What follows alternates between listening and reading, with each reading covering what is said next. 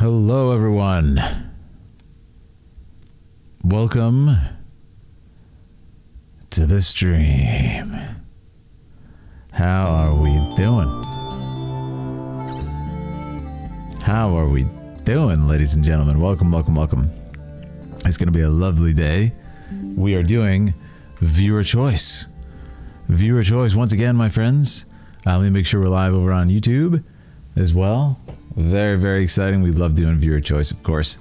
Get to watch everybody's picks, and we cover the picks of people who are tier 2 subs on Twitch, and of course, our lovely Dragoon tier members over on YouTube.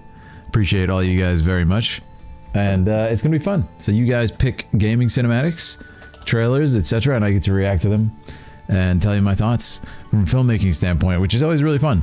We always kind of come to a lot of revelations and inadvertently end up appreciating them a lot, so it is very fun. I will pin Discord over here on YouTube if anybody wants to join in.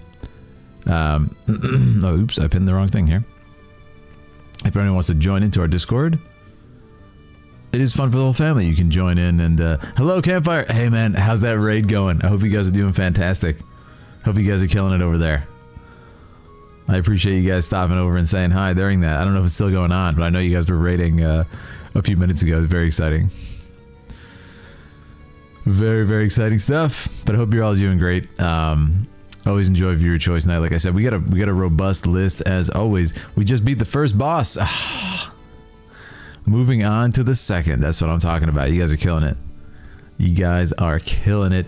Yeah, if anyone wants to look out, I don't know if we're covering anybody's videos that are in raid night tonight. If we are, we'll make sure to try and pass over the info to you guys during the raid. But I'm very excited to cover it. Also, I want to thank you guys. We had a lovely stream the other day celebrating 50k subs on YouTube. It was really, really fun, and I gotta thank everybody who was a part of that. It ended up being a really fun stream, and we played Final Fantasy VII Rebirth on PC, which was really good.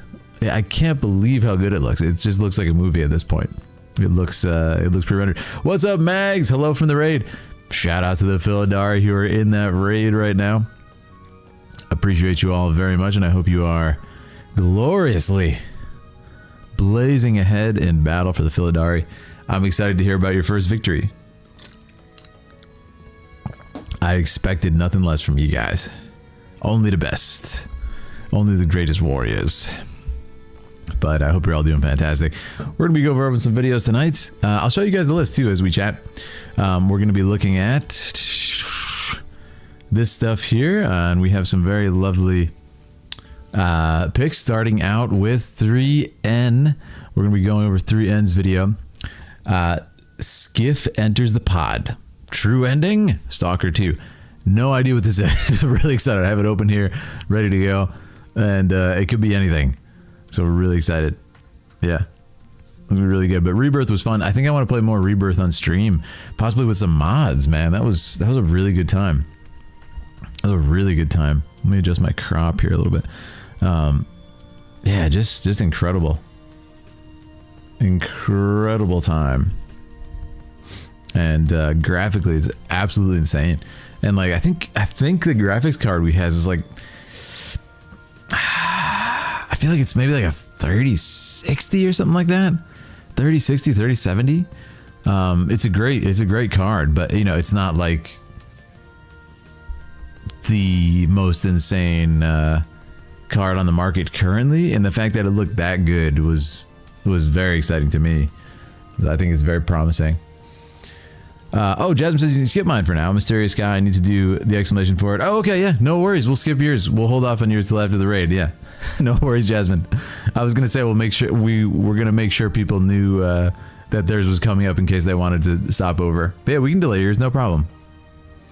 No problem at all. I hope you guys are killing it. I saw everybody in the voice chat. It always gets me so excited to see you guys out there killing it. That might be our next stream. Like, I wanted to make sure I caught up with you guys here in the Dragoons. But our next stream might be finishing off the World of Warcraft cinematics that are currently out. So that's going to be really fun. The Glory of King Philidin and Queen Aaliyah. You guys are the best. You guys are the best, bringing us power. Oh man, I love it. Thank you for being so awesome. Like I said, I had so much fun during the 50K celebration, guys.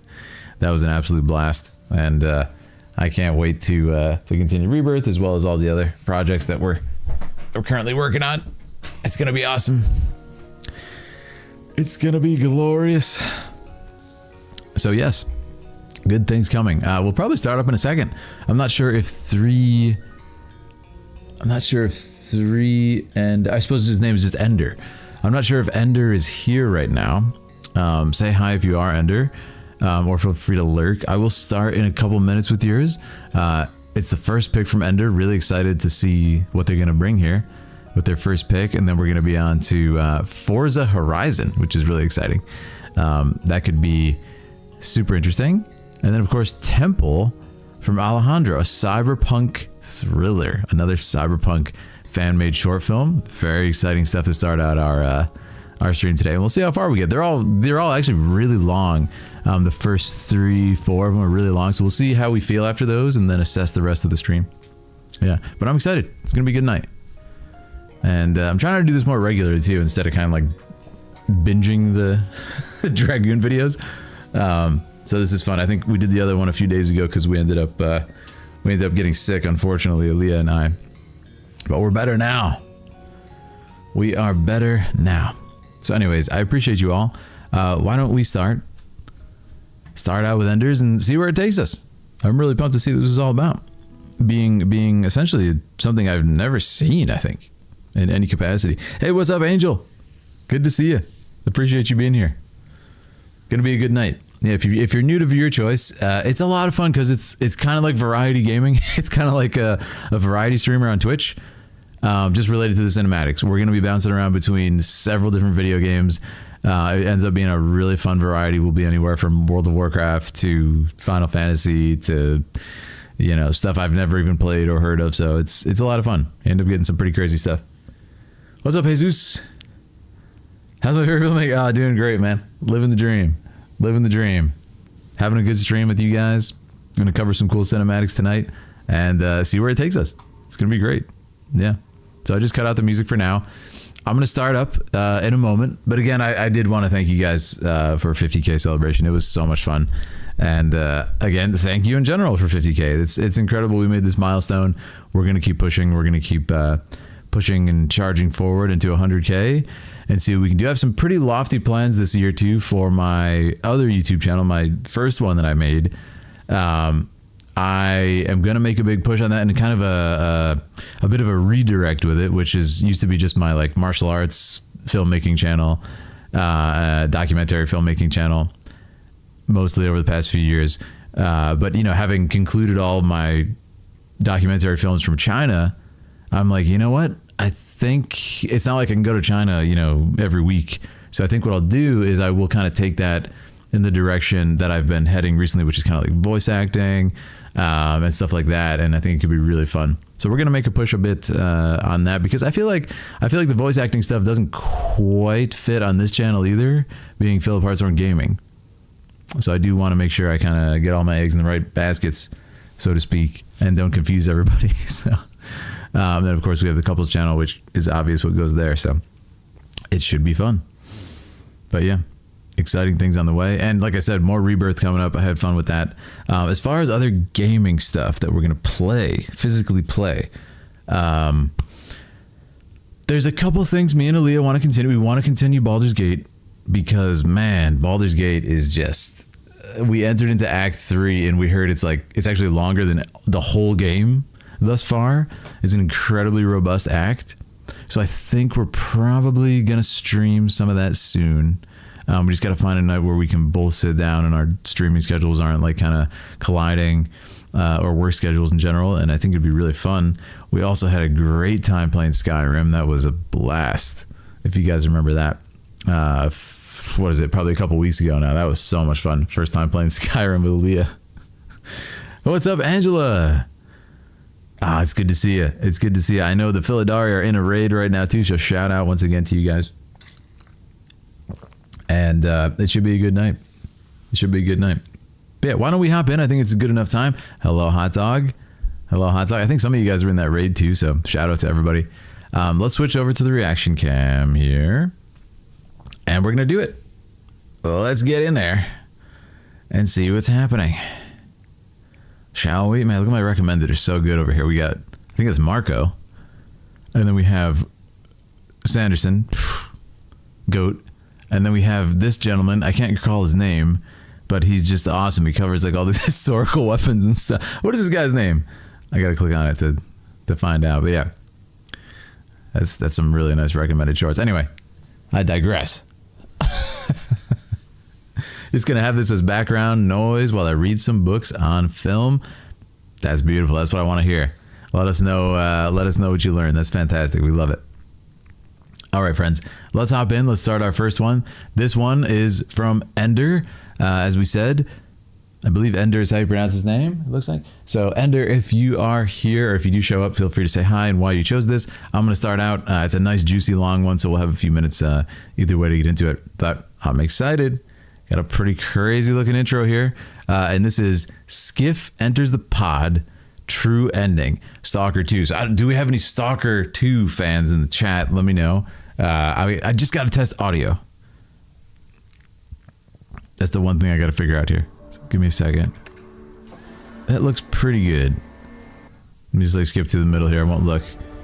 Okay. Yeah, that looks good. Just want to make sure I'm not blowing your guys' ears out with audio, and we're good. Coming up fast on the 1 year anniversary of the Philidari. Oh man, of course, Pandora. Glorious, glorious stuff on the way. We're gonna have to do something for that too. All right, guys, I'm gonna start this out. Stalker 2, Heart of Chernobyl, True Ending? Question mark. Let's check it out. Very new to this franchise. Have never seen anything on it as far as I know. So let's see what it is. Let's see what it's all about. Really cool FPS perspective here.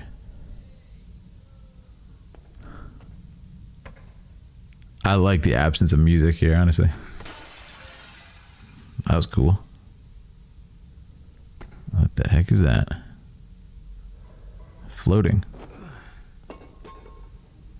Oh man, you really feel the weight. That's good sound design. Okay, he's got like a fresh one, whatever it is. Okay, that's cool. It's like some magnetic field or something.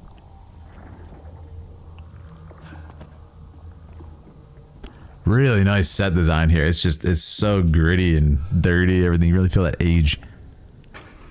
And the lighting is great because it's very suspenseful lighting. Being low key.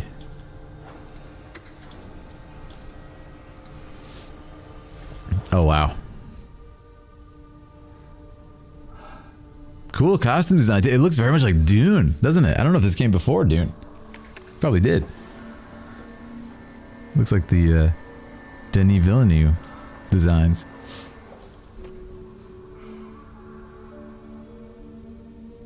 It's cool because this kind of feels like the start to a film, like without dialogue, without anything. This is the ending to the game, but I feel like I'm learning a lot about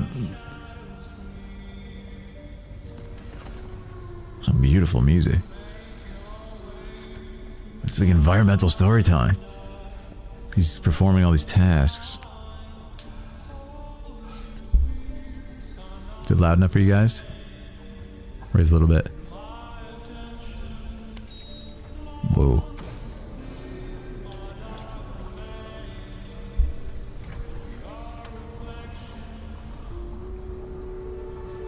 Really nice music. Oh, okay. He's putting himself in some pod. What the heck? Is this the end for this character? Whoa. Hey, what's up, Spencer? How you doing, man? Good to see you. What's happening, dude? I got to chapter 98 on Stormlight. Or maybe 99, actually.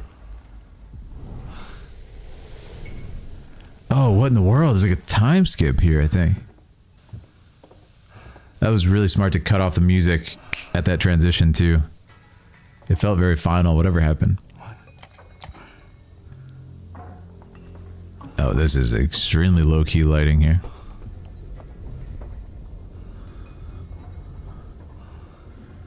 Oh. Oh no. What is that? It's like a wormhole or something. Not every day you find something like that in your kitchen. I mean, at least close the door. Wow. It's incredible. Oh my god.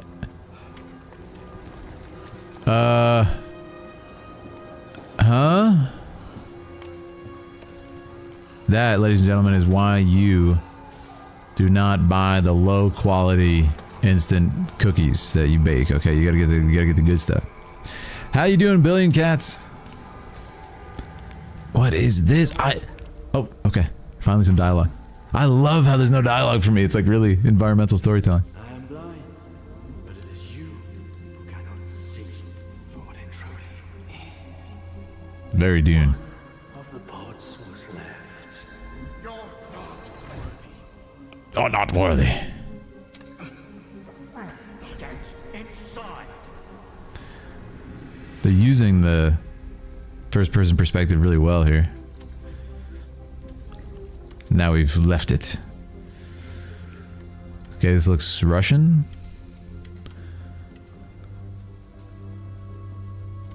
Yeah, totally, Angel.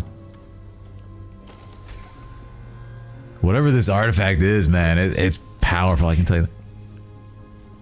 Greatest temptation. Control something we do not fully understand. Oh, I like that line. But what do we do when faced with the truly inexplicable? Some tear it up to make souvenirs.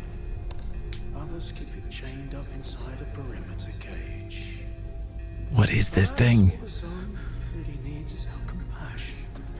Control Center, what's going on over there? We've got anomalous activity at all our facilities. Yuga, respond. He's just like, we're done. The time has come. Oh. To let us choose our own destiny. Oh no. So this is happening all over Earth. Wow.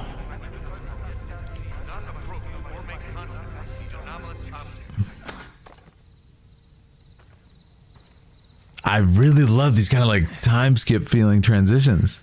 They just cut off the sound really abruptly. It's kind of a nice pattern to the editing so far.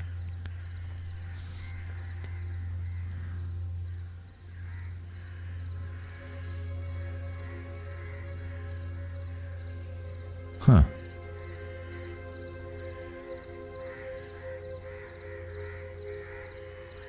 Fantastic rendering. My goodness, look at the beard.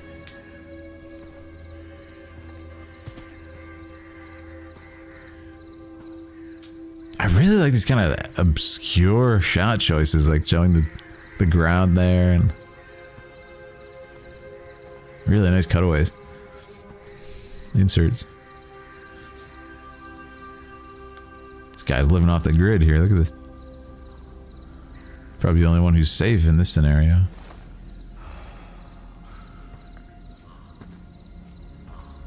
Is this the character that went into the pod? There is nothing you can keep secret Faust. that will not come into the open. It's just a matter of time. Oh, I really like this character. I know nothing about him, but this kind of like all-knowing. I really like that vibe, man. It's like, I knew this would happen. Mysterious, like, wanderer type guy. Really nice shot here. Wow.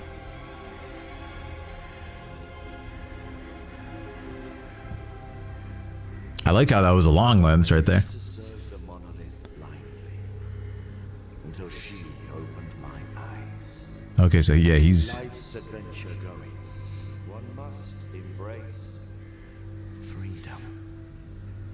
Such is the gift of the zone. The zone. I feel like I just watched a short film.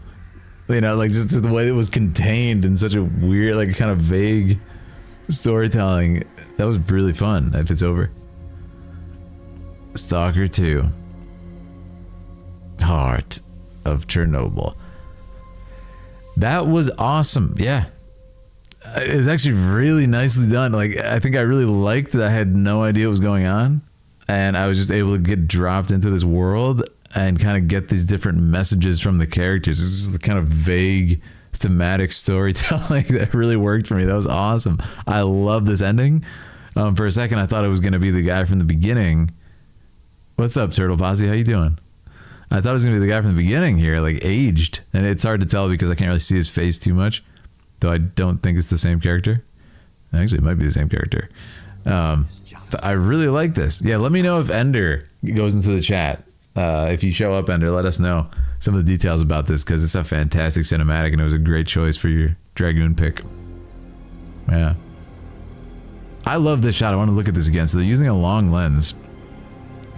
That was on like an 80 millimeter.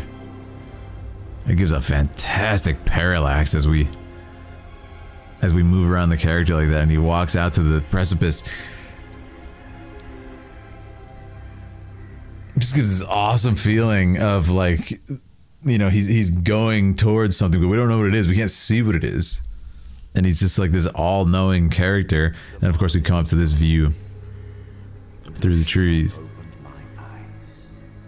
But I love it, man. It's like weird science fiction, leaving a lot to the imagination for me in the specific context that I'm viewing, and I assume a lot of you guys in chat.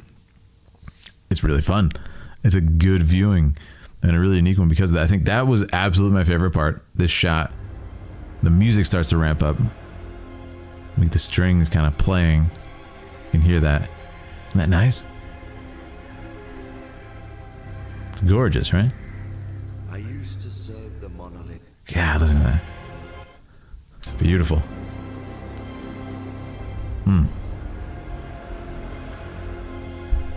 Also, the removing of his coat feels like it's almost like he's been planning for this moment for years or something, like 20 years. Takes the coat off, like he's finally free. He can talk about what's to come. I don't know, something really cool about that. And I really like the beginning too. I thought this was cool. How he goes and he kind of does all these tasks and then ends up going into the pod. Really cool. I wonder what happened to him, if it is the same guy or not. But there's not a lot of visual cues for me to cue into with my current understanding of the story. But yeah, some really cool food for thought. And then of course we had this skip to somebody's apartment. I assume it's just a random stranger at this point, but I could be wrong. Yeah, really cool storytelling. I think it's always very tough to do kind of exclusive storytelling in first person. It's incredibly demanding to try and keep it original.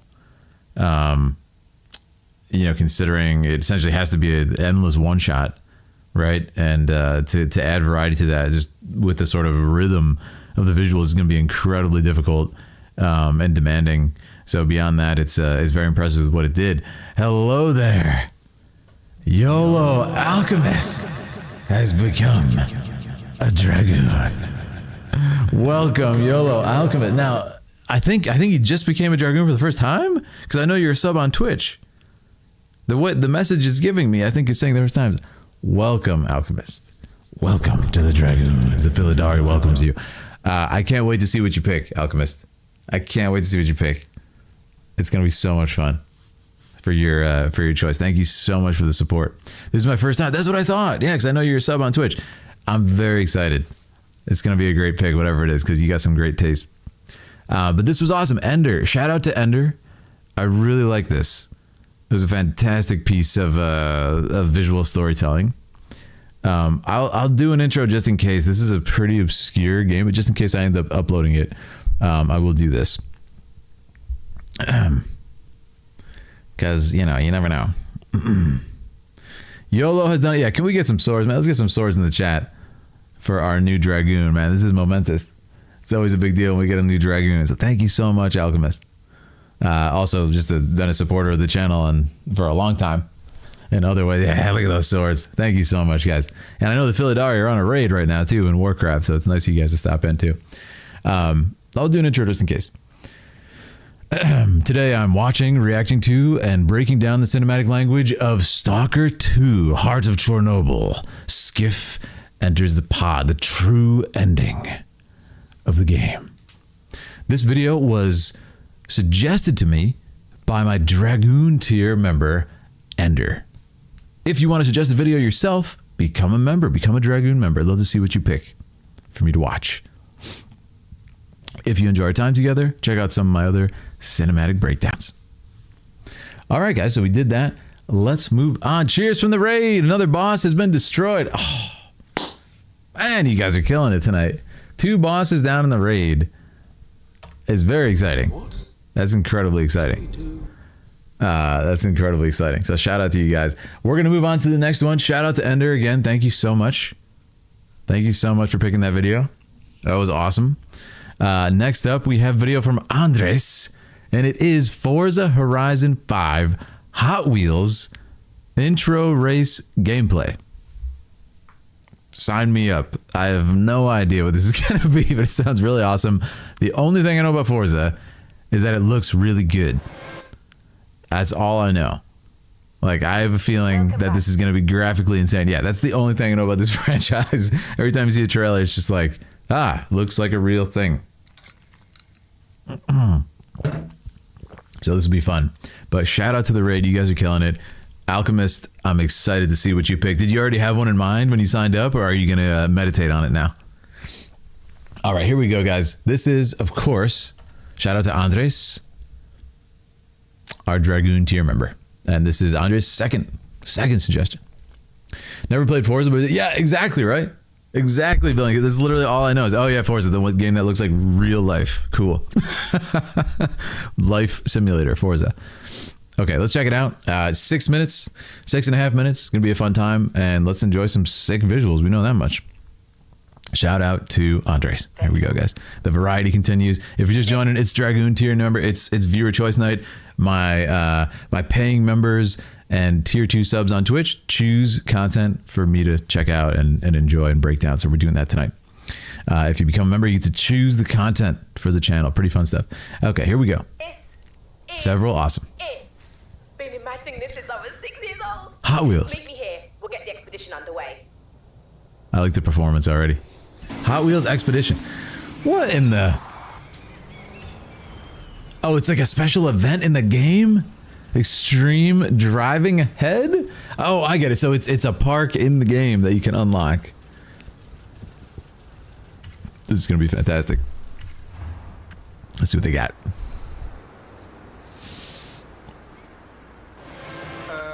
Haley, what is that? What? Not every day you get to be fired out of a supersized Hot Wheels launcher. Are you serious? Like the old toys? Been a tough build, but it's ready. The biggest, fastest theme park ever. Come on. Stop. All right, this is amazing. Yeah, this is like the track we used to have as kids, man. This is amazing. And there's the photo-like visuals. Wow. Beautifully rendered. Let me know if it's too loud, guys, the game. Beautifully rendered. And there's actual track, like the tracks that you put the cars. Oh, yeah. This is amazing. This is incredible. And did you actually control it? And it says Hot Wheels. There's a life-size toy. Yeah, this is awesome. Oh, beautiful perspective to switch to there as well. And look at the visuals. I love how we get the condensation on the lens. Oh, man. Incredible. And it's like in the real world through the classic Rainbow Road from Mario Kart or something. Oh my goodness. I mean, this is just absolutely gorgeous visual. Like, what? And the fact that it's on a Hot Wheels track is so... Wait, is this a new thing, or is this something they always do? This legitimately looks fun. Like, this looks like it's something you just like kind of zone out and play and participate in, right? Right, Lion? Like, what? Look at the reflections. So what's so cool is here, we're seeing this kind of realistically made like plastic track that we had as kids. Like as oh, that's so cool. So I need some like engineers or physicists in the chat. Is that actually possible at scale? I think it is actually possible at scale here if you're going fast enough, right? The question is, how fast do you have to go, I guess? Because we know it's possible. Like with that much weight though? Oh man. That's so cool. It's so cool. But yeah, what's cool is so we have this like kind of plastic, lifelike, as if it was enormous, but then it's amongst like photoreal mountains and stuff. Like, what a crazy idea. So much fun. Oh, you play with the wheel? That sounds fun, man. That sounds so fun. Yeah, because sometimes when you're driving, I always say this to Lee, like driving is pretty much a mini game. Like driving feels like you're playing a video game. Like I'm talking about real driving. I enjoy real driving when it's like this. When it's like fun, kind of like back roads or like kind of scenic stuff. I love driving. Throw on some tunes, chat up with good company. Like it's the best thing ever, right? But this is like, you don't have to worry about safety or anything. You can just go insane. It's the same thing with like Mario Kart and everything, which I was playing last night with some friends. And that's kind of what makes it so fun, right? It's awesome. For Forza, there's a brand that makes some crazy wheel ready. Really? Oh, Alchemist. Yeah, the lighting deserves a lot. Look at that. That is so cool. Essentially going straight down.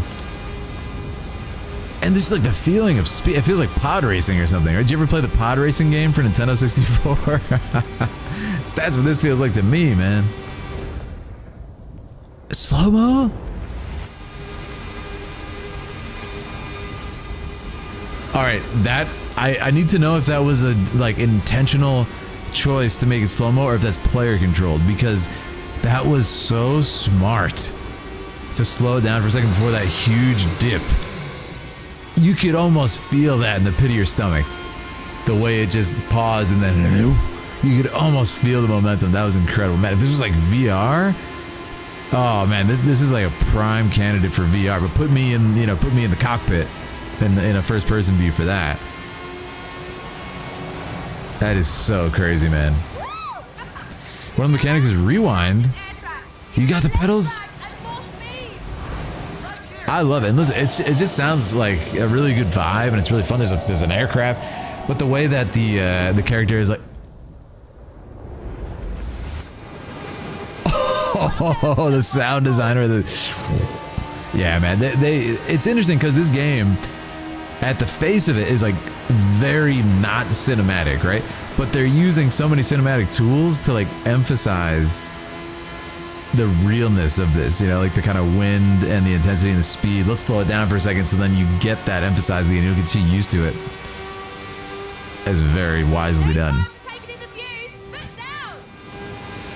This is really awesome. Also, like, how long is this track? There it is again. See, the slowdown before we... Come on. I mean, I can't see the track.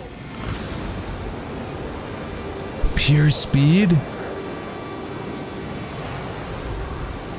Insane. There's force feedback on the wheel?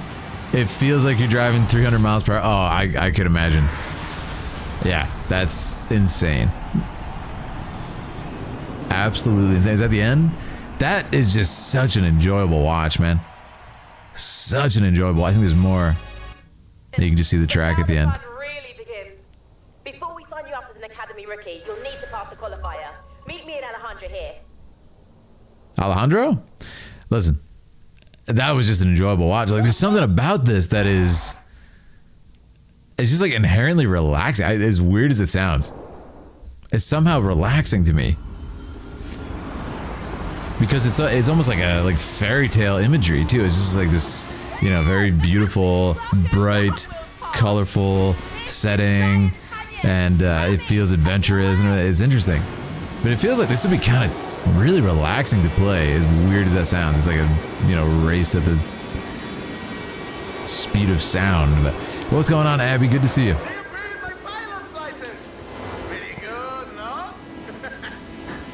Insane. Yeah, this was such an enjoyable watch. I really like how they emphasize the speed, and they, like I said, it's not something that's inherently cinematic, but they're kind of using tools. I want to find that one dip. I think it was around here. Let's see.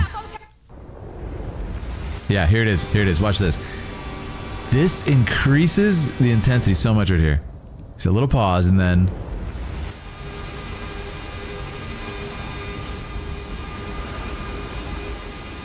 I think a lot of it is the sound design. I really do, because they kind of have this sound it's really subtle. We can hear the wind almost like cutting as if it's like going past the individual things at a very shocking speed. That's a sound that you would hear, which would like tell you, oh, this is a dangerous speed. So I think it's like that, coupled with everything else that obviously the visuals are pretty much photo real. And it's just beautifully done. Wow. Yeah, absolutely incredible. Absolutely incredible work. I could watch that all day. This is relaxing, oddly enough, too. So shout out to Andres. I don't know if Andres is in the chat. Or if your name is different in chat, let me know. Sometimes it's different in Discord. Amazing. Really, really enjoyable watch. And just super chilled out. I don't know what else to say. Forza made its way to PlayStation. It would be way bigger. Wait, is Forza only on PC? What is Forza on? Xbox, PC, or something like that? Like what? Because, yeah, that's a good point. Is Forza on? Oh, speaking of racing games, too. Has anyone ever played, was it Ridge Racer? Oh, it's Xbox and PC. Ridge Racer, they just added to the Nintendo 64 online for Switch, which I'm so excited to check that out. There's something about Nintendo 64 era racing games that are just like so fun and so chill, man. And the nostalgia, I cannot wait. I cannot wait to check that out. I'm going to do an intro for this one, too, just in case, guys. That was a really fun watch. Yeah, shout out to Andres. I love, as ever, the variety we get here is so much fun. Today, I'm watching, reacting to, and breaking down the cinematic language of Forza Horizon 5 Hot Wheels intro race gameplay. Very interested in this. This was chosen by Andres, our Dragoon Tier member. If you want to choose a video, you can also do that. Choose a video for me to watch by signing up. Very interested in this because it's not something that's inherently cinematic, but it's being told with a lot of cinematic tools. So we're going to look at it. We're going to check it out. Forza known for being like super photo real, so it's going to be fun. If you enjoy our time together, make sure to check out some of my other cinematic breakdowns. Okay, awesome, guys. That was a fun watch. What the heck? Yeah, shout out to Andres. Very, very cool. All right, let's get on to our next one. Ladies and gentlemen, how we doing? Everybody hanging in there? Questions, concerns? So cool, man. That's like something I would play if it was readily available. In fact, wait, is that on Game Pass? Is that on Xbox Game Pass? Because we actually have that. Xbox like sent an Xbox to Aaliyah and they were like, here, take this. I'm chilling, having fun and chilling. Awesome, man. That's what I want to hear. Chilling in WoW Classic. I love it. Listen, the Philidari's in a raid too, which is crazy. I want to remind you guys too. I thought of it because our lovely member Alchemist just signed up as a Dragoon, which made me think, of course, of Final Fantasy VII because, you know, Alchemist has a cloud picture and is very cultured here. You guys can select like, you know, stuff that I've seen too. Just want to remind you guys, like if you have a favorite scene, for example, from Rebirth, which of course is on my mind right now, you got to remember like the games that I've played on stream, I've never really had a chance to break down. Like I did pretty much the ending of Rebirth. Like I did do that. It's still an incredibly long video to make, but it is just the like one cutscene of the game. So for example, if you guys were ever like, oh, I want him to break down or look at in detail, you know, one of the 1.5 million scenes from Final Fantasy VII, you could also do one of those because I've pretty much never had a chance to do that. And it'd be like looking at it through a whole different lens. So just ideas for you guys if you're looking to like think of scenes, stuff that I've even played. I rarely have the chance to actually break down like that, if that makes sense. So just ideas for you guys if you're thinking about what to choose. Next, we're going to look at, we're actually going to skip Mysterious Sky. This was, oh, wait a second. No, we're doing Alejandro next. Then we're going to skip Mysterious Sky. Yeah. Google says Horizon 5 is on Game Pass. But be aware that a lot of the content is locked behind DLCs. It's probably paid DLC. Not sure if the Lego thing is free. Thank you so much for looking that up, Lion. Alejandro, are you here in chat? Alejandro, if you're here, we're going to check out Alejandro's next choice here. I think I might wait, though, because he wasn't here for the last one. So he might show up on stream. We're going to skip... Oh, look at this. Okay, so we actually have Andres' next one. Just because we just did Andres, we're going to skip Mysteria. I might actually come up to here. Let me ask you like this. Who's in chat right now? Is anybody in chat that's up next? Is Nightwalker in chat? Is Night Fury in chat? I think I might have seen Night Fury. Baked Hot Dog is in chat. I saw you here. Because, yeah, I figure if people are here, maybe we can do those, and then we'll rearrange the order just slightly. Because we just did Andres. We don't have to do 2 Andres in a row. But, yes, let me know if anybody's who's coming up on the list is here, because we could, like, move yours up a little bit. And in the meantime, I think I'm probably going to do Alejandro. I did want to see if he was going to be here for that, because I know he was very excited. And then we're going to skip Mysteria because she's currently in the raid and wants to be here for it. And she said it needs an explanation. So maybe we will do this. Maybe we will do Andre's other one. That's awesome, though, that it's on Game Pass. Yeah, I think we do have Game Pass, believe it or not. So better check it out. But being a usual PlayStation Nintendo person, I just am not familiar with it. What's up, Ninja Heather? How you doing? What's up, Crooked Rook? How you doing? I'm doing great. Living the dream. Living the dream, Heather. How you doing? Raid update. 4 of 8 bosses down. The Philidari is going in as always. Killing it. Hot Wheels. Hot Wheels is $20 DLC. Okay, awesome. Thank you, Lion. That's a good update. Thank you. I'm good. Ready for my Comic-Con tomorrow. Reno cosplay. Oh, that's so fun. That is so awesome. You know what? I think I have seen a couple of Reno cosplays, but it's a very rare one. So that's awesome. I can't wait to hear how it goes. Also, you know who me and Aaliyah saw at the Final Fantasy VII concert that we went to recently? Rufus. Like an incredibly good Rufus. I think it was the only Rufus I've ever seen in my life. And it was amazing. It was just legitimately amazing. Like the full insane, I don't even know what to call it, like high fashion outfits. I was like, what? Yeah, it was one of the best FF7 cosplays. And that's the thing, like having never seen a Rufus, it was wild to see one that's like picture perfect. Like, listen, you guys hear me talk about this all the time. Anybody can cosplay. Anybody should cosplay if they want to. I don't care how accurate it is. Just have fun. I'm going to celebrate it just as much. But it was wild to me that I've never seen one. It's the only one I've seen. And it was like absolutely like 1 for 1. Like this was such a good cosplay. They didn't have the weapons alchemist because we were in the concert hall. So they didn't allow them, I would assume, even if they were props. But beyond that, it was just, yeah, it was absolutely perfect. I'm sure they had the prop because they put so much work into it. You'll have pigs. Oh, that's awesome. Good stuff. You spent $20. Well, that's the thing, right? With a Reno cosplay, right? It's this is like real clothes, right? There's no insane like, oh, we need armor and all this stuff. It's just a cool suit. Take them down, Raiders. That's right. The Philidari. And remember, cow die first.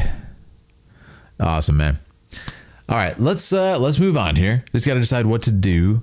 Maybe I will do Andres' other one, Horizon Forbidden West, because that's actually something we've never seen. I don't think we've ever seen it on this list. So that's not a bad idea to go into. Yeah.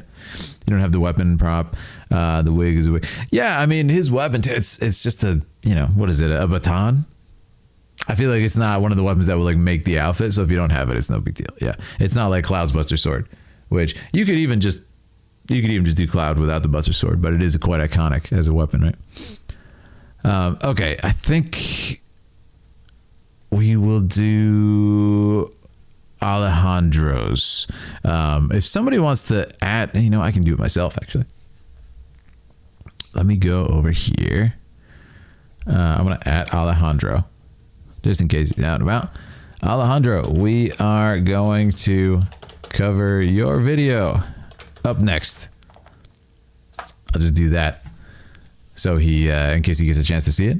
I do have his Buster Sword. Ah, that's so good. I got to cosplay Zach, man. I was thinking about cosplaying Zach and just using my real hair. I could just kind of like style it and push it back or something. I think that'd be really fun. So we will see what happens. Shadow the Hedgehog, man, you got quite a lineup. That's awesome. Proud of the Philidari team. Yes, we've got a great team. Yeah, I mean, you beat half the bosses tonight. That is incredible. That is incredible. All right, so I'm going to go to Andres' third now. We're going to do Horizon Forbidden West, which I have never covered on this channel. I don't think I have. Now, I actually might be meant to start at the, let me see this. I got to check the list. Yeah, starts at 44 seconds. Okay, this one was denoted to start at 42 seconds. Aaliyah can be Aerith. Oh, that'd be so fun, man. That'd be so fun. I thought about doing it like Aaliyah. Like we thought about doing a male Aerith for me, but it's just like you can't really do it. Like you can't really do anything with it. You see what I'm saying? Because once you make it masculine and you take out the dress, you're already like completely.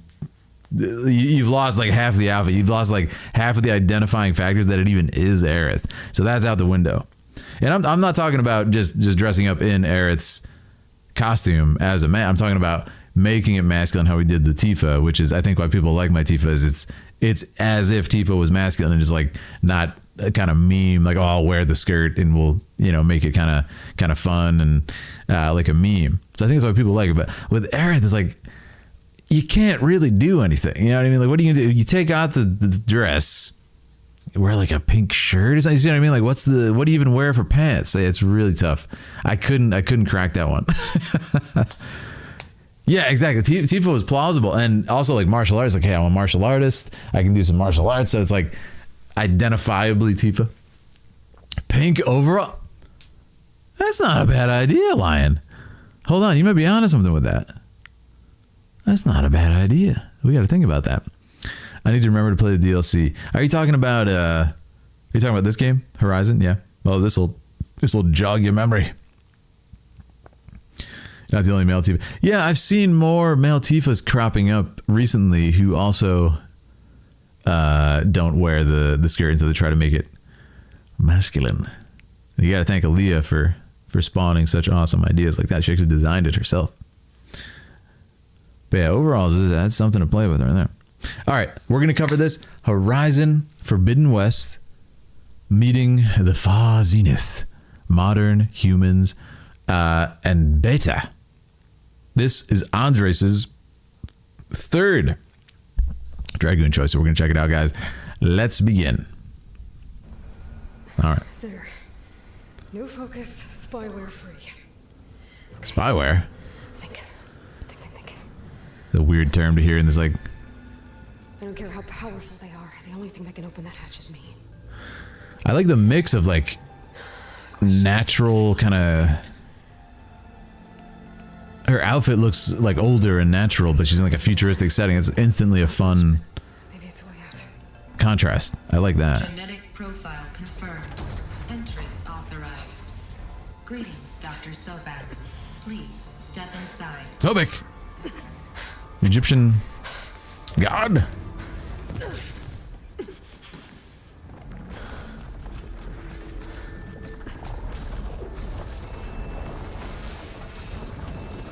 Whoa. Looks promising.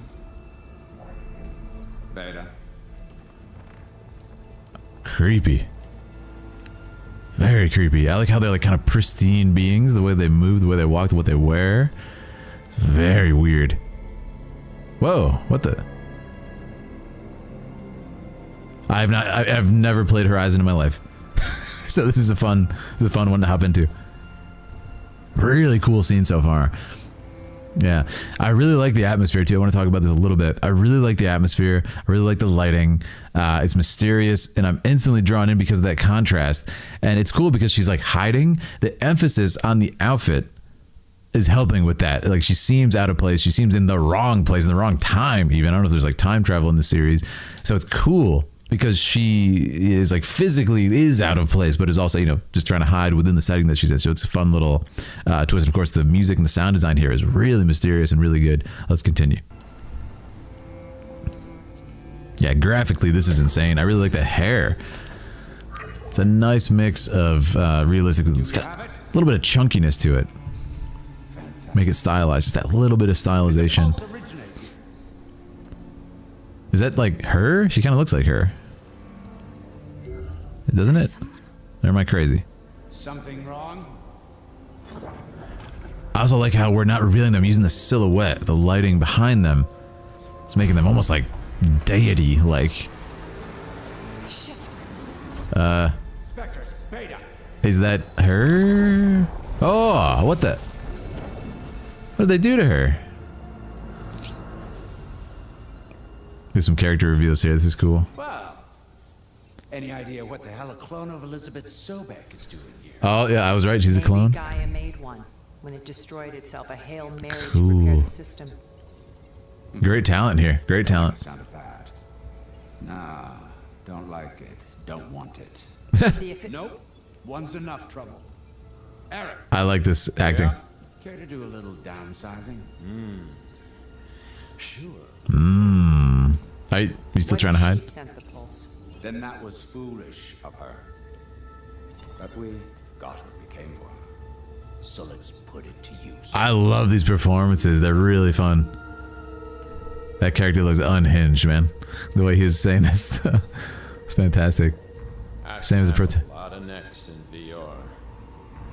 But that certain tremor as life fades from the eye. Oh, no. Ooh, no hollow quite gets it. Oh, they're all out of their minds. Okay. Makes a nice target.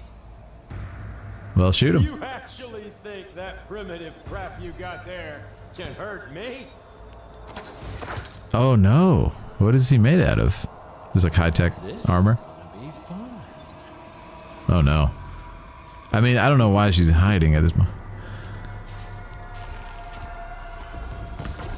Wow. Just blocks it straight up. I'm not hurting him. This is cool. It's kind of adding to the drama of the scene. The way they've used the game design to be like, no, you physically cannot hurt him, which is really fun because this is clearly like not the first level of the game, right? I'm assuming this is a little bit deep into the game. We're getting some cool reveals and stuff. What I like about it is they're using gameplay to kind of emphasize the scene. It's like she shoots him, there's nothing, and then you having had used this bow like previously in the game and done a lot of damage with it, all of a sudden it's like that's useless. So it's just cool. It kind of adds to that drama and kind of emphasizes the strength of this character. It's cool how they're blending gameplay with storytelling. It's really clever. The whole processor down. Yeah. Now I can break the cover and hold everything. Cool, Alchemist, yeah. That's not gonna help you, girl. That's not gonna help a girl. I like how he's super cocky. I feel like it's gonna get him killed. Yeah, I never played these games. I just never was on my radar. If that thing comes down, it's only gonna kill you. Better than letting you have all the fun. Oh, wow. Well, he was kind of wrong about that, sort of. Really cool set design. And she did survive it, that's nice. He probably thinks she's dead, too, so Damn it! this will serve two purposes. Wow, a lot of damage from that. You like the music? Yeah? It is good. It is good music. I like how it's, again, emphasizing that, like, technological side of the music. When she's in this, like he said, primitive gear comparatively to him. He's got, like, a Me killing what you wanted dead. What the hell did you think? shard plate or something. The platform collapsed, body went with it. That's so fun. He's talking to them like, And since when don't you get what you want, huh? jeez. Spectres, search. I really like the performance. I really like that, like, frustrated performance that he's given there. It actually sold it to me. You know what I mean? I feel like a lot of the times the kind of like villain, I'll escape the villain, he'll just assume I'm dead. Like, no, they really sold that. That was actually a highlight of it for me right there. They really sold the fact that he's not gonna just assume she's dead. It's like every villain does that, right? In every story. So that was a cool addition. And I'm gonna assume the way he talked about the Spectres, that they're like some super advanced search team or whatever. Oh, this is creepy too with the low oxygen. She's swimming like Olympic speed here. Oh! Oh my god, just get lit up instantly. What in the... Whew, that was messed up, man. He's got blasted with a laser in the face the second you come up for oxygen when you're already out of oxygen. Oh man, that was nightmarish. That was nightmarish. What the heck? I was waiting for you, man. How'd they know she was gonna go there? That ain't right. That was a better choice. Music is really good. It's actually giving me like Metal Gear Solid vibes right here, the music. But yeah, I think that was my favorite part so far. Just the way he kind of did that. He's on the comm talking to this guy. Since when don't you get what you want? It's like, it's really emphasizing too that there might actually be a rift between those characters, and it might lead to some really cool conflict later, some drama later in the story. It's like, oh, that guy seems like he's kind of bitter about that guy always gets what he wants. I wonder if that plays into the story later. That was nice.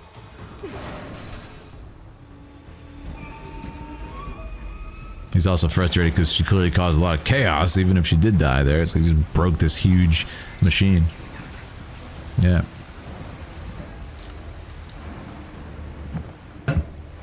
Wow, what a gamble that was. Paid off. Seems like a very cinematic game, just the way the gameplay is flowing. Seems like it's definitely emphasizing more on the cinematic side of it.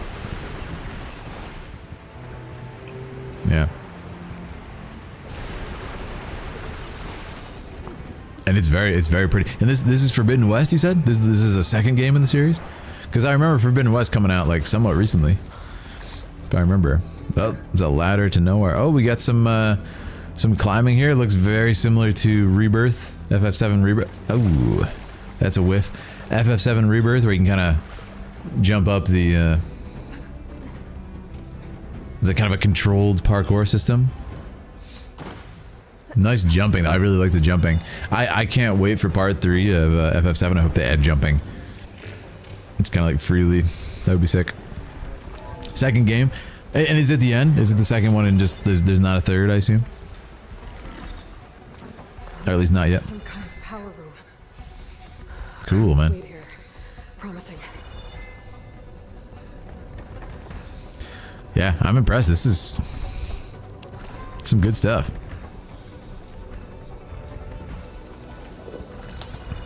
Oh, that's fun. I like how they show him drink. It's kind of like Link drinking his milk in Majora's Mask or whatever. You haven't finished playing? Yeah. Very cool. It looks fun. Yeah, it looks like there's a really... one of the other things I'm noticing is there's a really smooth transition interplay between gameplay and cutscenes, which harkens back to the first game ever doing it is FF7 for the PS1, so it's cool to see like a super advanced version of that. Really good performance capture too on the faces. That's something else I'm noticing. Yeah, really subtle. Man, she can't catch a break. There's just stuff crumbling, big machines breaking all around. Oh my goodness, on cue. He had horrible luck. Or maybe really good luck, one of the two. Keeps just surviving these, Oh my goodness, washed away. Oh, you are so lucky there wasn't like just rocks really shallow right there. Oh man, that's terrifying actually. Debris is smashing you, keep you on it. This game is stressful, man. This game is stressful. Jeez. What kind of current is moving in like 100 miles per hour? Somebody's there to pick her up. He looks friendly. This is like a brutal pace in a really good way, I think. Oh, is she not gonna make it? It's okay. I'm here. I recognize that performer.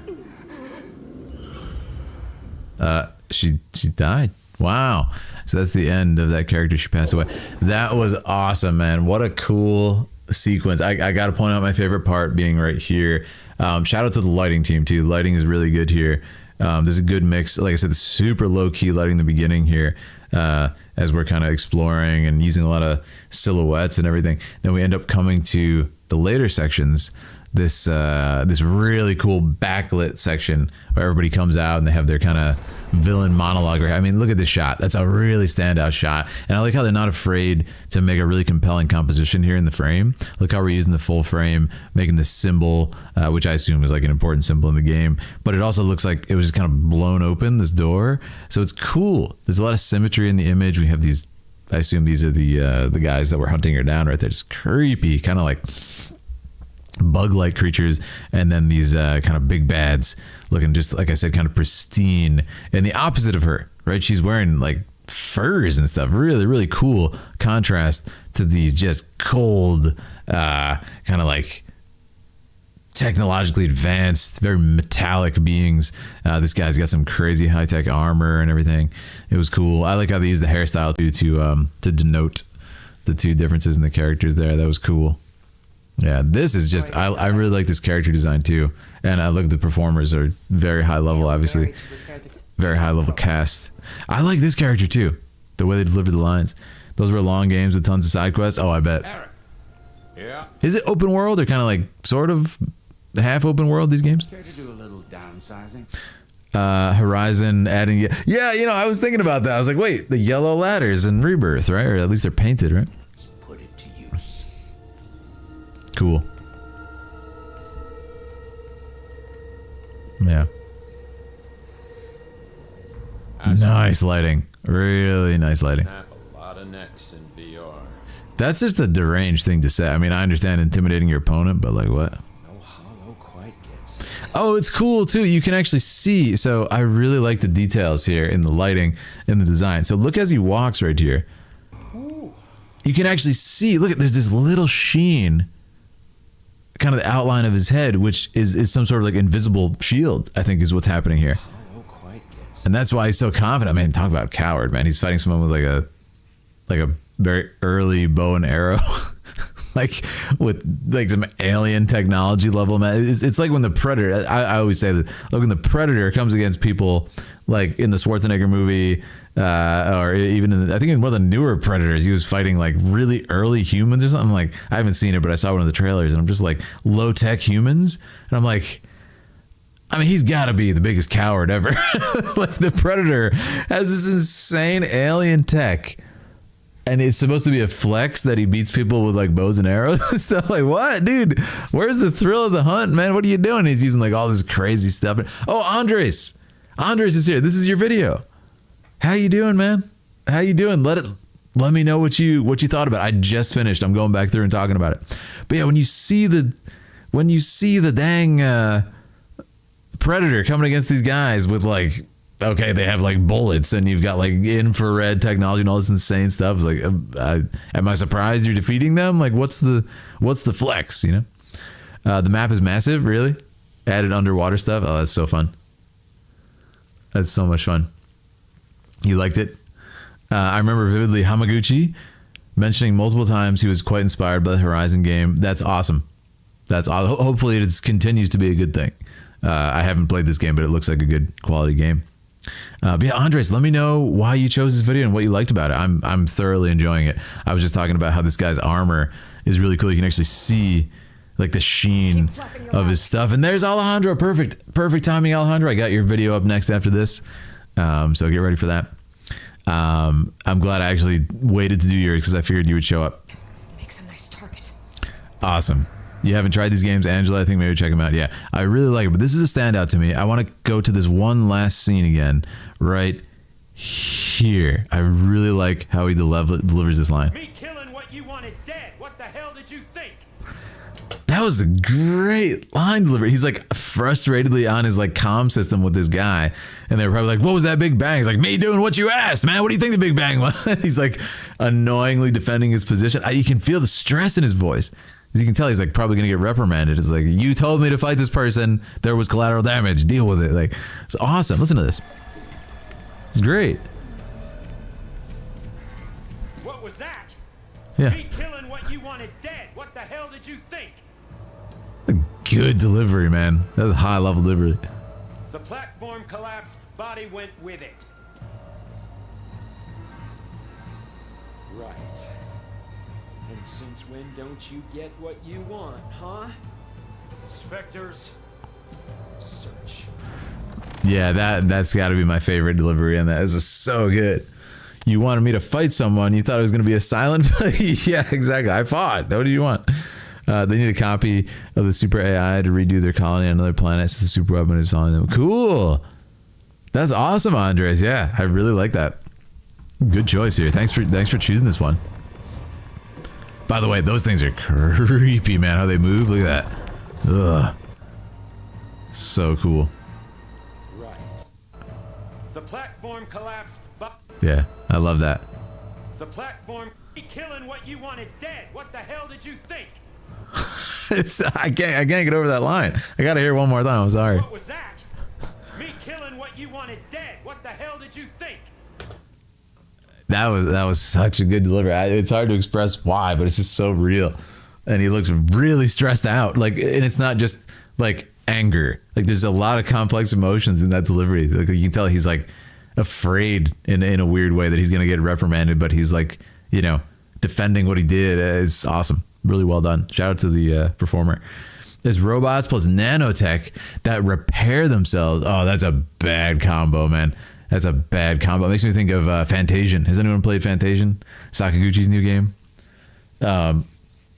There's like auto repair units on these mechanical beings that you fight, and it's creepy. Like auto repaired drones and bots that show up and start fixing stuff. And it's creepy because think about it. It's like this is pretty much an invincible being because, you know, faster than you can beat it down, it's just repairing itself. It's like, ugh, super creepy, like high tech stuff. But anyway, Andres, this was so much fun, man. I also covered another one of your videos tonight, Andres. Really, really fun. We did the Hot Wheels one too. That was so much fun. But yeah, fantastic video. Gave me a nice kind of chunky view at this game to get a look at it. So it's actually the perfect scene. I've never seen this game in my life, this series of games. I think my brother owned the first one at one point. I saw my brother playing it at one point, but just some random scene. I don't recall what the heck it was. They made everything meaner in this one. Not that things weren't mean, but they made things meaner. Ah, that's so much fun. Was that a xenomorph? Yeah, it looks like it, doesn't it? Creepy, Alejandro. Creepy. That's awesome though, Andres. Yeah, robots, nanotech, Forbidden West is a good place to start if you see the backstory. Awesome. Yeah, I appreciate that. Really good choice on this. Yeah, if you want to go back and watch my initial viewing just a few minutes ago on the stream, that's a cool thing about YouTube. You can actually drag that stream back and watch whatever part you missed. Probably the best part about YouTube streaming, right? It's so cool. I'm still working on my script. Awesome. Hey, we're gonna cover yours next. We're going to cover yours next. All right. Honestly, I can't remember if I did the intro on this, man. I'm losing my mind. I think I didn't do the intro. So let me pop this intro out really quick, and then we'll get to it. All right. Today I'm watching, reacting to, and breaking down the cinematic language of Horizon Forbidden West, meeting the far zenith, modern humans, and beta. I have never seen this game. I have no idea what Forbidden West is about. I have no idea what Horizon series is about. So this is going to be a really fun exercise. Drop me in, and as always, kind of a cool test to see if the cinematic language is good in a project like this. Let's see if the filmmaking is good. I should be able to understand the scene and figure out what's going on from context clues and kind of enjoy it as a little bit of a short film, so to speak. Let's see if it holds up, and let's see if I'm interested in this series and want to check it out. So this was chosen by our Dragoon Tier member Andres. If you want to choose a video, you can sign up as a Dragoon, and if you want to spend more time together, check out my other cinematic breakdowns, similar to what you're about to react to. Awesome. Fun fact, Carrie Ann Moss. Yeah, I was going to say, it looks like her. That's fantastic. You can see it in the mocap, in the performance capture. I mean, good stuff, man. That is so much fun. And thank you, Andres. Shout out to Andres. We covered a couple of yours tonight. We also did the Hot Wheels, Andres. We did your Hot Wheels one, too. It was really good. What's up, Goa? How you doing? Smiling like the Joker. That's good. That's a good thing. All right, speaking of Alejandro, we got up next a cyberpunk thriller. from Alejandro. This is a bit of a violence warning on this. There's going to be language and violence in this one, guys. All right, so prepare if you got kids around or near. It's going to be an adult one. It's going to be some violence and language. All right, let's get into it, guys. Temple. Shout out to Alejandro on this one, okay? We appreciate you, buddy. Thanks for being a part of the community. Let's check it out. Hot Wheels is just crazy since it's a terrain platform. Yeah, it was so cool, Andres. I enjoyed it. It was such a fun watch. This is why I love the Dragoon nights like this. I mean, it's something that I probably never would have come across, like the Hot Wheels Forza collab. So I really appreciate you picking it. That was a fun watch, man. That was really good. But all right, this is a as far as I understand, a Cyberpunk fan film. I'm not sure if it's a Cyberpunk fan film of the anime or the game. I'm going to assume the game, but I'm really excited. Let's just check it out and let's enjoy it. Oh, before I watch that, let's shout out the filmmakers here it's a channel called Second Tomorrow. All right, Second Tomorrow. So make sure to check them out. Shout out to them. Let's check out their work and see what's up. Long time no see. It's great to see you go away. All right, here we go. Shout out to Alejandro. Thanks for choosing this one, man. Second Tomorrow Studios. Shout out to him. It's in the ground. Ooh, sound design already setting the mood. I really like that first shot. Oh, it's great. It's visceral right off the bat, man. I feel like I'm coming to in like in the Matrix when he comes out of the pod thing and everything. Oh, this is great. Oh, that's terrifying, actually.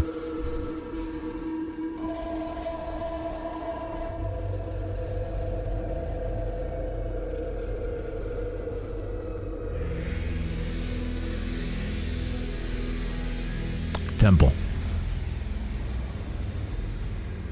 I really like the opening minute already. There's an emphasis on these kind of like insert shots, almost is what we would sometimes call them. I really like it. This seems like it could be a main character or protagonist in the film.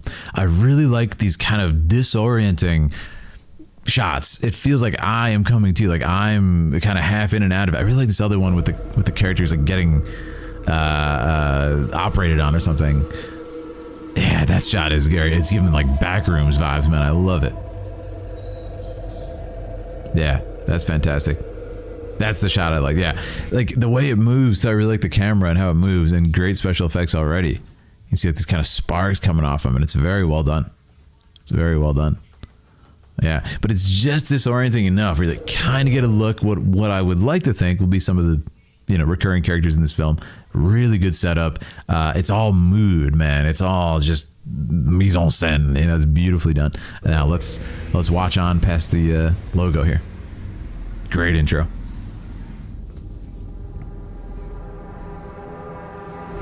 Nice lighting. Okay, this is the character we saw. Love it. So we are getting the kind of answer to that question that we had. Nice effects too on the door. This must have taken a lot of work, man.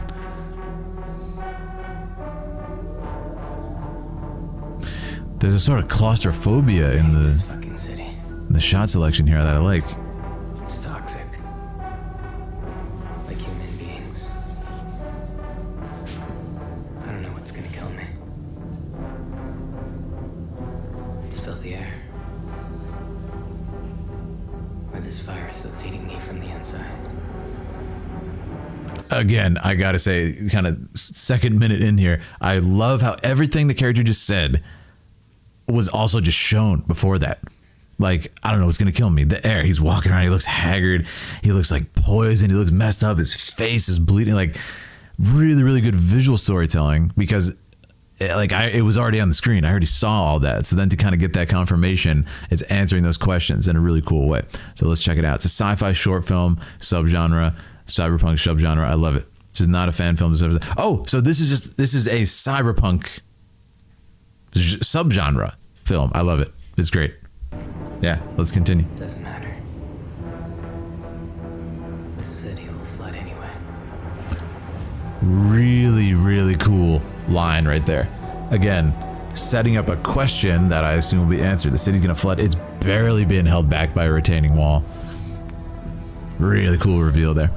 We all had to become cybernetic. Now, only the strong will live. Nice voice acting. I like it. Okay, we got police brutality. We got kind of this. There are only a few out there. Safe. I had to take it from him. Oh, we're getting some backstory, man. That was a great effect, honestly. Oh, we got choreography, ladies and gentlemen. Really nice visual storytelling here, and this must be the cybernetics kicking in.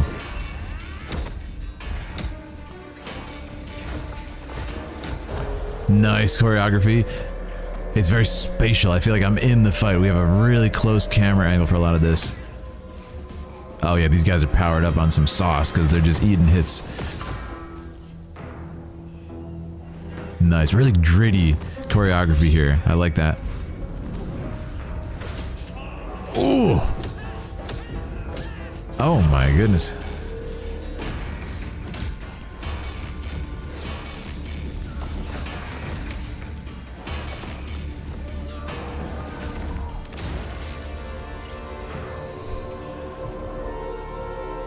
Really good stuff. Yeah, I really like it. This is a really, like I said, there's a choice here to make the shot selection very close. There's no full shots used in this fight scene so far, which makes it feel like I'm in the fight, like I'm getting hit with the hits. And we talked about it in one of the latest League of Legends cinematics. I think it was bite marks. Really, really cool use of this. Again, you're not seeing full shots, which would be seeing the full body of the characters. We're getting this feeling where it's like, I feel like I'm like right there, like I'm getting hit by the punches. It's really, really well done. And then I gotta talk about that shot again with the retaining wall. Absolutely gorgeous kind of reveal, visual world building. Doesn't matter, it's gonna flood anyway. Like what a dystopian feeling to kind of just like dump onto the entire project just like that. I love it. So let's continue after this pipe hit here and continue the fight.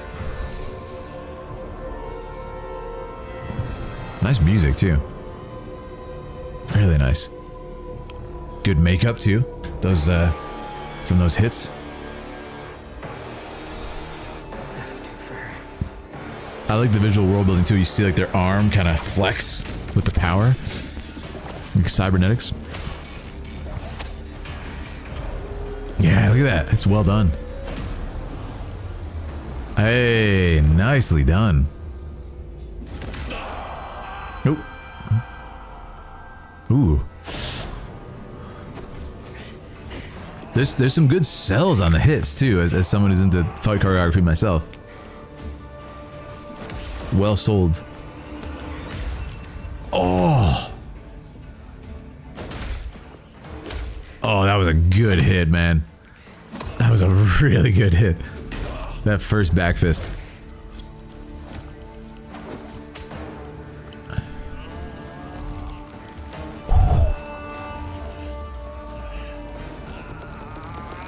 Oh.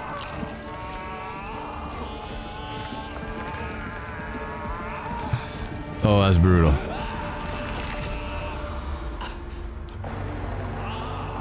No more cybernetics for you, man. Oh, he took it off. Oh, no. What the? Oh, he like short-circuited him, man. That was crazy.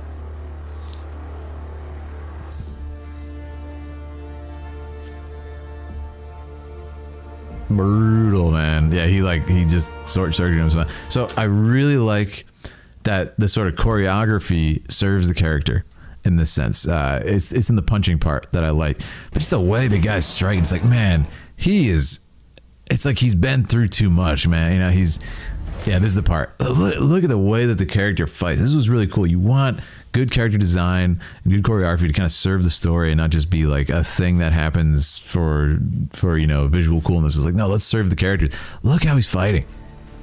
This is someone who's like just been embittered by all the stuff that's happened to him. brutal world, and we're kind of seeing that. I like how the cybernetics in this are also like really just kind of raw and visceral powers. It's not like this kind of cool, clean, kind of like high tech stuff. It feels just like it's amplifying the kind of just brutality of humanity, you know, in a really cool way. So shout out to the creators, really creative take on it. We all have to become monsters. Yeah. And you can tell he's like, what have I become myself? You know, it's the classic. I became a monster. There you go. Yeah, there it is. There's the line. Very well done. It's the classic Luke Skywalker. You know, he looks at himself, or he sees himself in the cave in Dagobah. It's that moment for the character. Beautiful. Now this soundtrack is very Blade Runner, original Blade Runner, which is awesome. Like paying homage to the greats in the genre. I really like that shot. Oh, that was just a beautiful crossfade. That's right out of the 80s, man. I love this shot. It's maybe one of my favorite shots in the whole thing. It's gonna sound odd to say, but it's just beautifully done with the curtain. We have some moisture on the ground and the rain, and it tells a story. Right? It's like a good painting. It's like, what happened here? What's going on? Why is this guy on the ground? It's visceral. And then that slow crossfade. Yeah. Sometimes wonder if the sacrifice is worth it. Beautiful. Why save someone in this self-destructive race?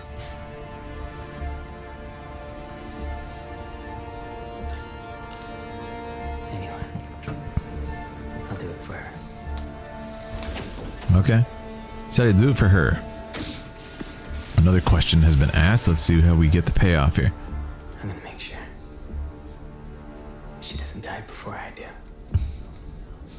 That's a cool. I like how they keep it kind of dystopian. It's not that I'm gonna save her. I'm gonna make sure she doesn't die before I do. It's like we're all gonna die. This is gonna flood. You know, whatever. Really dystopian mindset. And he's bringing, you know, evidence of his work here. Brutal world that they live in.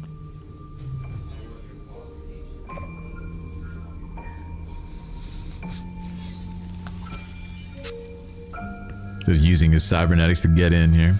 Or scan it. Oh, this got released before the game? That's cool. Yeah, this is well done.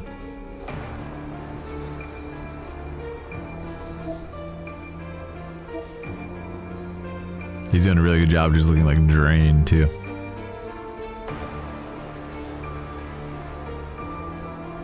Oh, okay. Here's one of the answers to our question. Yep.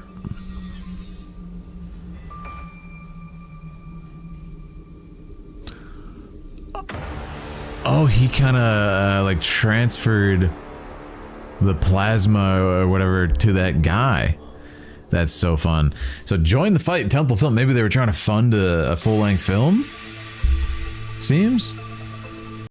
Yeah, really good stuff. Shout out to the director. Incredible work, yeah. Really fun. I hope this has a lot of views too. Yeah, it's doing pretty good at 13K. We gotta get this more views, man. Really nice project. This is the case a lot of times on YouTube for projects that are really artful and you put a lot of work into.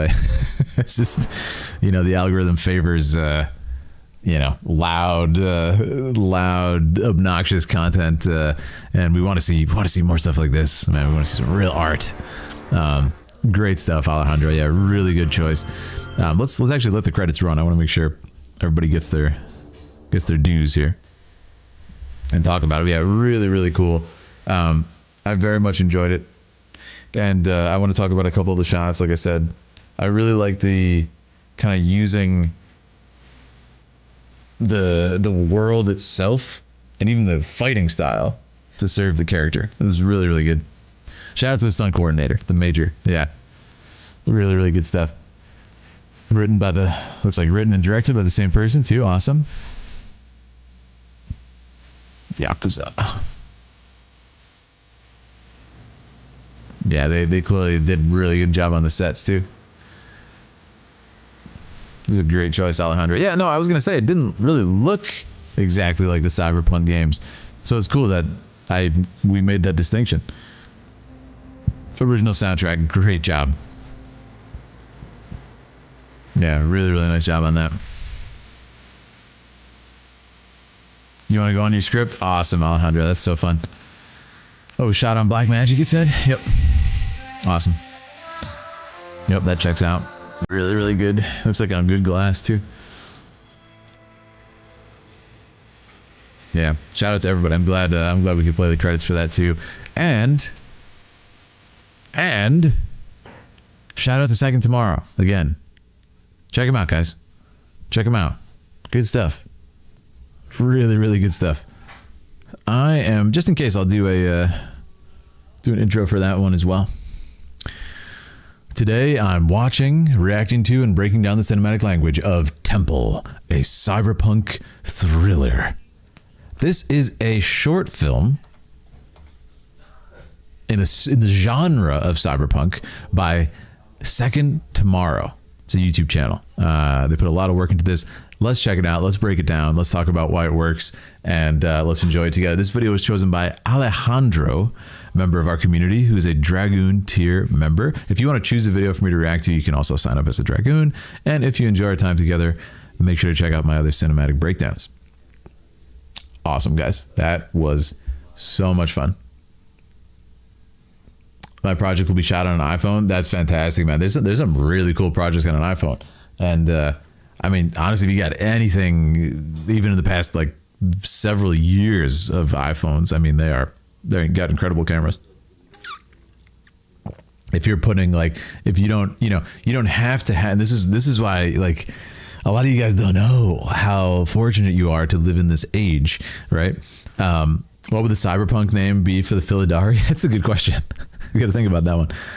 But like to live in this age where you can just pick up your phone and make a film is crazy. It's absolutely insane. Go back, even 15 years. It's not really the case. You see what I'm saying? Go back 20 years, absolutely unheard of impossibility. So it's really, really cool. And like, you don't have to have a $50,000 camera or $20,000, even a $10,000 camera and glass to make a great film. You can, for example, use your phone and then put that extra effort into lighting, perhaps, into set, into the choreography, if you're going to do an action piece, right? So it's not about it. As I always say, it's the artist, not the paintbrush. I always say that. I just say it a lot when I was getting hired for film jobs, and people would say, anyways, what camera to use, what microphone, blah, blah, blah. And I'm like, it's not about what I use, man. It's me. I am the art. I am the power. And that comes from learning your skills, training, getting experience. Same thing with painting, same thing with anything, right? The good painter doesn't need the best paintbrush on earth. They just, give them anything to paint on and you're good. So anyways, have fun, go out and make stuff, guys. It's a wonderful time to be alive. But anyways, thank you, Alejandro. That's so much fun. I love checking out projects like this. People just dripping with passion, putting into projects like this. It takes a ton of work, guys. A ton of work. You know what? In fact, I'm going to leave a comment. I'm going to say this was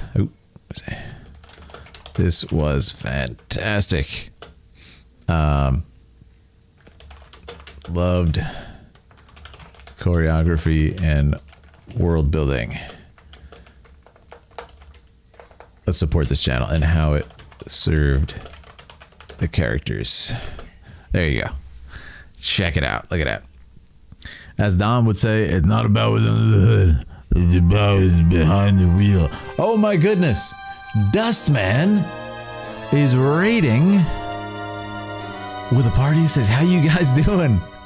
What's up, Meerkat? What's up, Dustman? It's great to have you guys over here. How are we doing?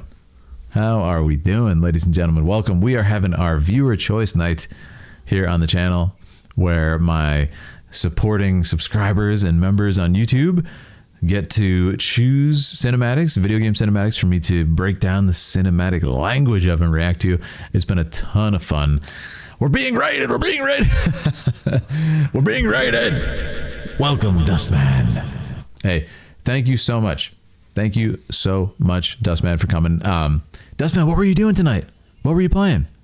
You playing some Final Fantasy? Give me the good news. What were you working on tonight? It's great to see you. We're having a fun time looking at these videos. We've already covered what? We've covered 1, 2, 3, 4 videos so far. 4 videos so far. We're going to continue and do a couple more as well. Yeah. But thank you guys so much for stopping by. Make sure to check out Dustman. What were you playing tonight? Yeah. What were you playing? Shout out to Dustman. Check him out. It's great to see you. We were playing Pokemon. Oh, Pokemon Fire Red Nuzlocke. Oh, that's fantastic. But you were playing FF7. Okay. Good stuff. Yeah, I was playing Rebirth on PC myself, and it's just such a pleasure. It's an absolute pleasure to do. We're going to continue Rebirth very soon, and maybe mess around with some mods too, which I'm very excited to do. So we'll see what happens there. Hey, big fan of your work, man. Hope to catch you. Thank you so much. Thank you so much. I appreciate that. Welcome to the channel. It's beautiful on PC. Yeah. Well, listen, guys, if you're into Pokemon Nuzlocke challenges, old school Nuzlocke challenges, and Final Fantasy, give Dustman a follow and check out the stuff. Thanks so much for the raid, man. 6 of 8 foes felled. Oh my goodness! And speaking of a raid, we got another raid in World of Warcraft. The Philidari, our guild in World of Warcraft, are currently raiding. 6 of 8 foes have fallen to the Philidari, so check them out. But yeah, shout out to Dustman. Thanks for the raid. We're gonna continue our viewer choice. Thank you, Alejandro, for your choice. That was very fun. We're gonna wait on Mysterious Sky because she is currently in the raid. She requested we wait on hers, and I think we're caught up beyond that. So let's continue. Mostly play Final Fantasy. Awesome. I love it, Dustman. Yeah, we love Final Fantasy, and I know you do too. So that's awesome. I'd love to hear your thoughts on Rebirth too. I'm assuming you're replaying on PC and checked it out on PS5. This is, I think, is this gonna be? It's gonna be Warhammer. Is that what this is? From Sergeant Morales. This might be Warhammer, ladies and gentlemen, which is always an insane thing to experience. Let's see. I don't know what to expect here. Basically, Ultra Marines. So maybe it's not Warhammer. I don't know. But I'm excited. It seems like a lore channel too. So this should be really fun. Autophobia. Hey, thank you so much for being here, Autophobia. It's great to see you. And I can't wait to see your next Sonic video, which actually, I think I just saw it on there, right? Yeah, Autophobia, Sonic the Hedgehog 2026. So that's coming up soon as well. So shout out to you, Autophobia. I appreciate you so much. Thanks for being here. And there's that cool Metal Sonic profile pic. We know that. Nothing but Sonic for me. That's awesome. Hey, you're keeping our list very Sonic centric. I like that, Autophobia. We need more Sonic on it, so thank you. That's why I love doing these, man. We get such a good variety. So anyways, if you're heading out, thank you. All right, what do we got? Ultramarines is Warhammer. Okay, awesome. This is going to be a lore video, I think. 6 bosses? That's what I'm talking about, Campfire. For Philip and Aaliyah. Absolute legend. Absolute legend. Aaliyah is out right now to tell her the good news ASAP. Yeah, thanks for those links to you, man. Did I end up pinning? Hold on, let me check live streaming. I didn't end up pinning it, but I'm going to pin for those who want to join. On YouTube, is my bot down? I think my bot is down. Discord's not popping up, but it's all right. Oh no, there it is. Yeah, if you guys want to join, hop into our Discord. I just pinned the link. We'd love to have you if you want to join our Warcraft guild. If you're a fan, if you want to just chat about games, hop in. You guys got this on the raid as well. Yeah, you know it. You know it. All right, we're gonna move on to Sergeant Morales. I think this is a lore video, not a cinematic, but I'm really excited for it. Oh my goodness, it hopped to the end. Hold on, let me check. Maybe it's I think it's actually set to a certain time.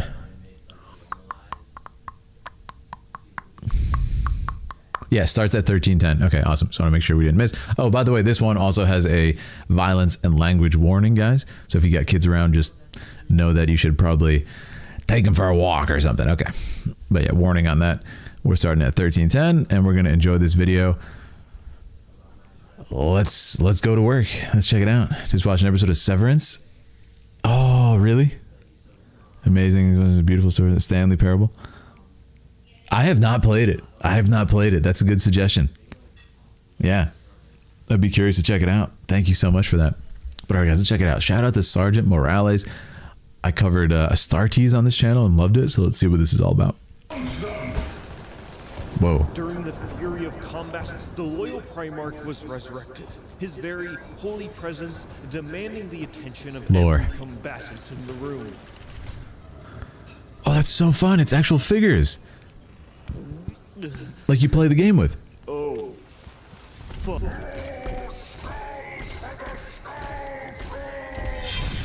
Oh, no. What? Who the...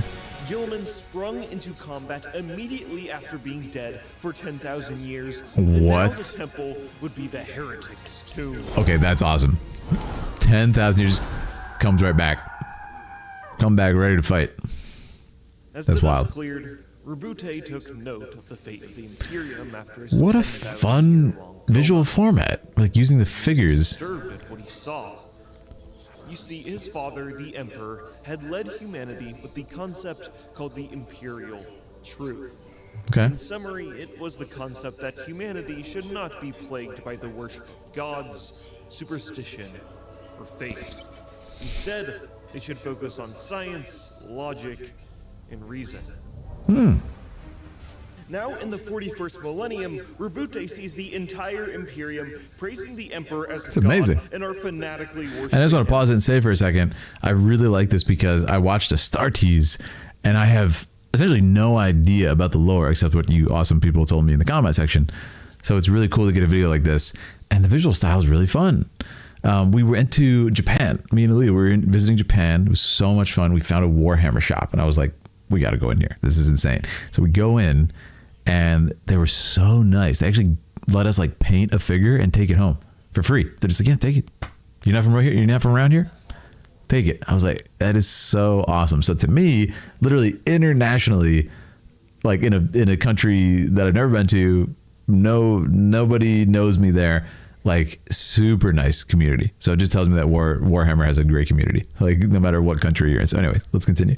Religion has now become the largest characteristic that unifies mankind. Yeah, no, it's a really cherished thing we have. It's very nice of them. And it was a space marine. The Imperium has embodied every single negative characteristic of humanity to a ridiculous degree. That's bad. Quadrillions of humans spend their lives in misery, either dying on a factory floor or just becoming another casualty in pointless wars. While humanity slowly withers away into nothingness. The wealthy are a part of the 0.00001% of course the they are. population, and corrupted nobles rule over humanity in a fascist regime and use the punishment of the God Emperor to enact their will on the populace. Creepy. Death to the impure!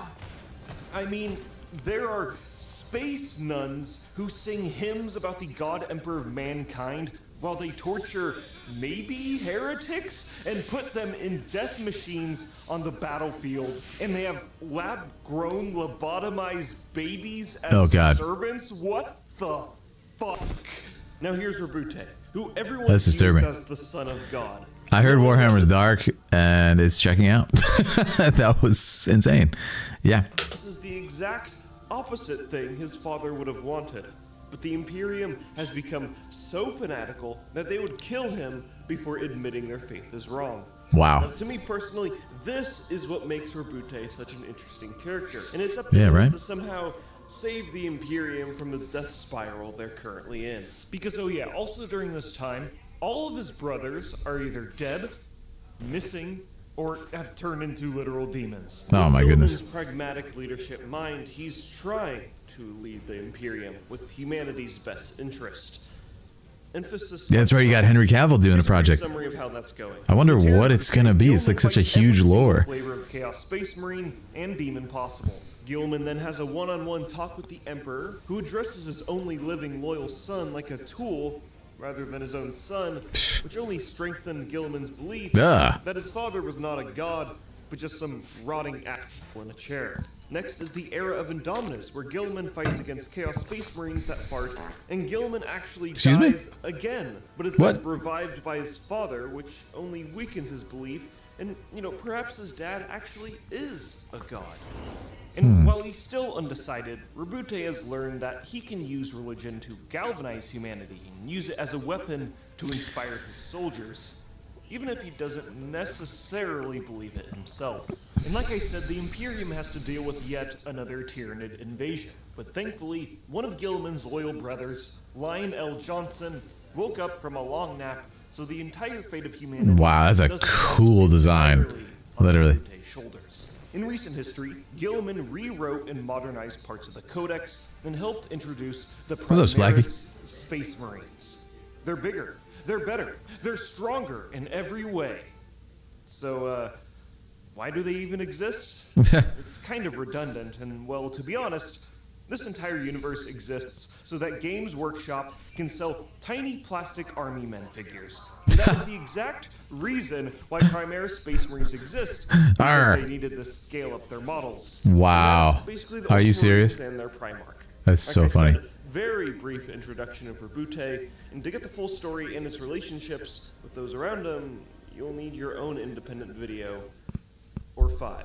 Like, there's this whole meme in the community where he wants to bang a space elf, even though there's really no lore backing up that they're romantic.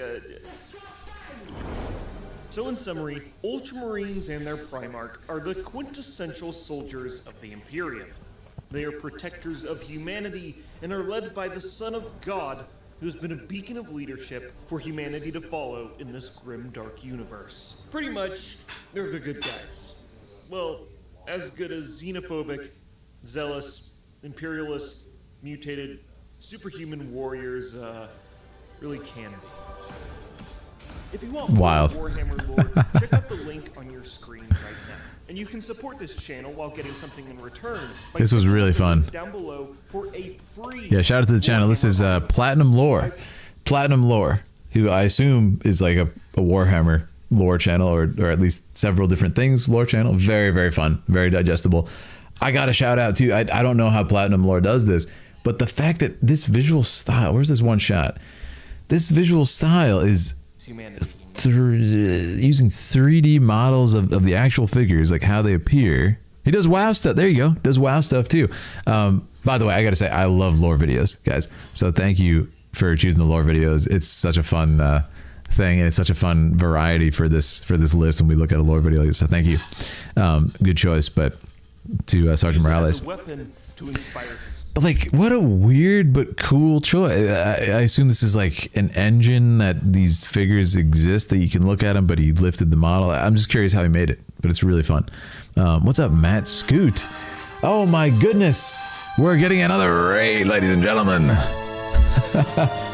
Fade Gaming is raided with a party of 6. Welcome. How are we doing, guys? What were we playing tonight? What were you doing on the stream? Thank you so much for supporting us, guys. We're doing viewer choice night here on the channel, where my tier 2 subscribers and my members over on YouTube choose game cinematics for me to break down the cinematic language of from a filmmaking standpoint. So welcome, everybody. We're having a good time. We're like 4 or 5 videos deep at this point. Just awesome variety. We're in a Warhammer video right now. How you guys doing? And thank you, Matt. I'm glad you made it. I'm glad you made it to a stream. Yeah, but let me know what you were doing. Fade, what were you playing on stream? Keyblade Assassin. I like that name. Kingdom Hearts fan here. WoW lore is awesome. Also very informative, entertaining. He's one of my favorite lore channels. How you doing, man? We were FF7 Rebirth. Of course you were. I don't know if you know this about me. I'm a massive Final Fantasy fan, Final Fantasy 7 fan. I love Rebirth. Currently diving back into it on PC, and it's a dream come true. I think it's one of the best games ever made, no question. What part did you get to, Fade, without getting spoilery? What part did you get to? Did you play I did play Legend of Dragoon, man. I love that game. It's so good. I think I recently got it on like PlayStation 5, just like the old PS1 version on PS5. And oh man, it's so nostalgic to go back. I played the like first hour or two again, and I was just like, I love this game. Yeah, such a cool battle. It looks like this new game that's coming out, which I'm super interested in, is it's called Clair Obscur Expedition 33. it looks like it's got some Legend of Dragoon type stuff going on in the turn-based battles with the timing and everything. Oh, I can't wait for that. You got the Cosmo Cannon. That's awesome. So listen, guys, if you like Final Fantasy VII, which I know a lot of you do, make sure to check out Fade Gaming. Shout out to you, Fade Gaming. Sounds like they run an awesome channel and they're doing some Final Fantasy VII Rebirth. And you can't go wrong with Cosmo Canyon. So is it your first time playing it, Fade? So I don't want to make sure I don't spoil you on anything that comes up. Have you played the original? Because it's just a dream come true for someone who grew up with the original. It's like, I was talking about this when we were playing Rebirth. What was it? 2 days ago, I think. Yesterday or the day before, we did our 50K celebration. Thank you, everybody, for 50K on YouTube. We were playing Rebirth, and I kept saying, like, a lot of us take it for granted who grew up with the game as a kid for OG, but it's like just to see Cloud, Tifa, Aerith, all these people like in 3D space, like fighting and stuff. It's just something that we never saw. Like just to see Cloud swing the Buster Sword and fight besides that one little, whoosh, that he does with the sword and like a couple limit breaks. We never saw how he actually wields the Buster Sword. It's just so cool to see those characters exist, if that makes any sense. You want to play Dragoon? We actually met at TwitchCon. Oh, you met at TwitchCon. Awesome. Yeah, of course. I've been playing Final Fantasy since the NES day. Oh, yeah. See? Now you know exactly what I'm talking about then, because so have I. Yeah. So have I. That's awesome, Fade. Yeah, thank you so much for the raid again. Guys, follow Fade if you want some more Final Fantasy goodness. Follow and enjoy yourselves, because we're going to be diving back into Rebirth as well. And yeah, guys, if you love gaming cinematics as much as I do, if you love gaming in general and stories, that's what we do here. We break it down from a filmmaking standpoint. We do a bit of a deep dive into it like we're doing tonight, and we also love playing games. So I love it, man. TwitchCon was so fun. Faye, TwitchCon was so fun. We were just talking about it the other day, me and Aaliyah. Really fun event. And I hope to go back one day. It was an absolute pleasure. We had fun doing our panel too. As an editor, I have to say it's definitely really well done. Oh yeah. Yeah, absolutely. Oh man, editing is one of the hardest. It doesn't get enough credit in film because nobody knows what goes into it, man. Like when you watch a movie, it's just like that's the people grinding it out a lot of the time, man. Philip, I got to say your channel is my FF7 go-to besides Max, dude. Oh, that's a big compliment, Splacky. Thank you. If you haven't seen, guys, my recent FF7 video, I broke down the ending again and explained kind of what's happening for people who were just super confused. I put a lot of work into it, so check it out. Yeah, and honestly, my recent playthrough of Rebirth I did the other day. You can check the VOD on Twitch or YouTube. I'm really talking a lot about the characters and stuff and why I like them so much and why I think they're some of the best characters in gaming history. Yeah, but thanks again for the raid. I appreciate you. Thanks for being here. Good to see you again after TwitchCon. That's where I got into my love for Final Fantasy. There you go, Angela. Started playing FF on the NES. He passed a few years ago. I'm so sorry to hear that. That's the beautiful thing about art, right? Is you have those memories like playing that game. So now when you come back to that franchise every time, you get to kind of carry that memory with you and carry it forward, which is such a beautiful thing. Did you ever watch the story trailer for Wuthering Waves 2.0? I can't recall. I don't think I typically do story trailers though on the thing, so maybe not. Matt, I got to check it out. Yeah, feel free to link it too if you want to. If you're not in the Discord, feel free to link it.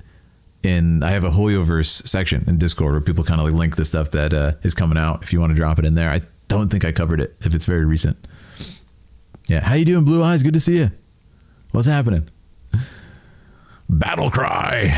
I love it, Alchemist. I gotta get some. What should I do for new emotes, man? I want to add some new ones soon. But anyways, all right, let's look at our list. So we had to skip a couple because people were on the raid, and then we actually had a specific request from Mysterious Guy to skip hers.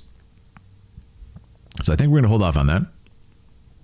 How many do we do tonight? We do 5. 1, 2, 3, 4. No, we skipped hers. So we did 1, 2, 3, 4, 5. So we did 5 so far. Let me see. We can do I don't know if Nightwalker is here, but we can do this right now. Weapons of Noxus champion trailer. I love it. This sounds like it's League of Legends. I'm doing great. Doing great. It's your birthday tomorrow? Ah, that's so awesome. That's so awesome. Happy birthday. Happy early birthday to you. I hope you have a good time with Orange. Please tell Orange I said hello and tell him I said thank you for the congratulations. If you get a chance on the 50K, thank you. It's a month old. Okay, it's not that old. Yeah, I'll have to check it out. Thank you. And if people want to hop in Discord, there's that link. We'd love to have you. You just want to talk about games. We also have a video game section that's just like for anything that is not, already have its own section. So you can talk about anything. And of course, general chat and stuff. Yeah, thank you, Blue Eyes. All right, let's check this out. So Nightwalker, if you're in chat, say hello. If not, we're going to pop yours on. And it's going to be a League of Legends trailer here, which is always fun. This looks awesome already. And I assume it's going to be for maybe one of the new characters that's coming out in Noxus with the bite marks and all that stuff. Raid night concluded.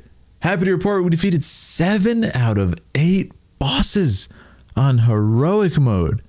Glory to King Philip. That's crazy, man. That's crazy. Let's get some swords in the chat for the Philidari, man. Once again, they have proven that we are the strongest, the most loyal swords in Azeroth. I love it. You guys are the best, man. I just love seeing you guys in the voice chat going in. I once hopped into the voice chat for like 10 seconds when you guys were on, and it was just like absolute intensity and chaos. And I was like, go Philidari. And I just got out of there. I was like, I'm going to mess you guys up. I'm going to throw off the game. But you guys are absolutely amazing in the element. Looking forward to Claire Obscure. Oh, me too, Faye. Like, so much looking forward to it. Yeah, and of course, Ben Starr is amazing. Ben Starr is incredible. And yeah, his work is always a pleasure to check out. So I can't wait to play that game for a lot of reasons, though. Of course, Ben's in it, awesome. He's fantastic. We love seeing him when we can. Aaliyah and I when we cross paths with him. He's such a nice gentleman, and talking shop and talking games and everything. But yeah, that game just looks like a love letter, an absolute love letter to JRPGs, right? Early JRPGs, PS1 era JRPGs. I cannot wait, man. What's up, Val J? What's up, Just Be Cool? So yeah, we're gonna watch this one. Let me know if you see. I feel like because the raid ended, we might get some people coming in now. This is Nightwalker. This is Nightwalker's choice. Okay. So if Nightwalker comes out of the raid or was here before, we're gonna continue with your video. What's up, Val? Just had an awesome raid. Yeah, I heard it went great. You guys are killing it, man. I'm so proud of you. All right, so let's check this out. This is Weapons of Noxus champion trailer, League of Legends Wild Rift.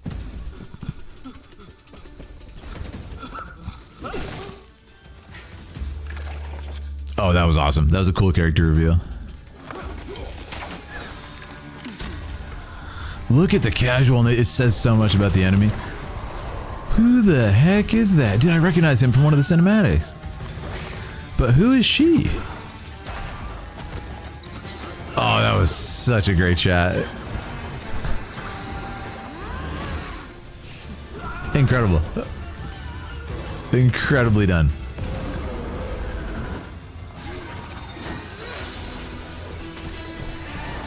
So I love how they're showcasing the abilities of the champions in a really cinematic way, but it's literally showing what you're going to be able to use in the game. And it looks like they do in engine, which is awesome. Okay, that was that was amazing.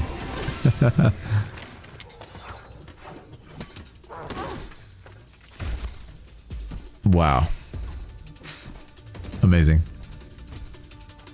What an unlikely duo. I love that dynamic. This is like a ogre guy. And then this really kind of like lazily fighting warrior. Let's watch it again. That was some really cool choreography. I love the character reveal.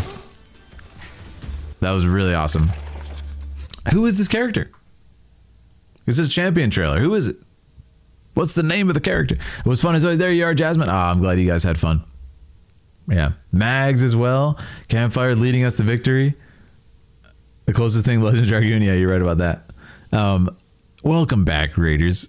and I'm talking about Warcraft Raiders now too. You guys killed it. I'm happy to hear about the victories. Seems like you guys get better every week, seriously. I really like this shot. Not because it's just a cool frame, which it is. A really, really stark background with this kind of the trees and everything, and then like dust and mist, and you have this really nice gradation of the colors, gradient of the color coming across the screen from like this orange over to this blue. It's really cool in the colors, but it says so much about the character with the posture, with the smirk, right? Holding out the gun like that. As he jumps on casually, looks around, hits the pose. It just like says so much about the character in one frame, right? Even without the action. So I really like that. And then as we get into it,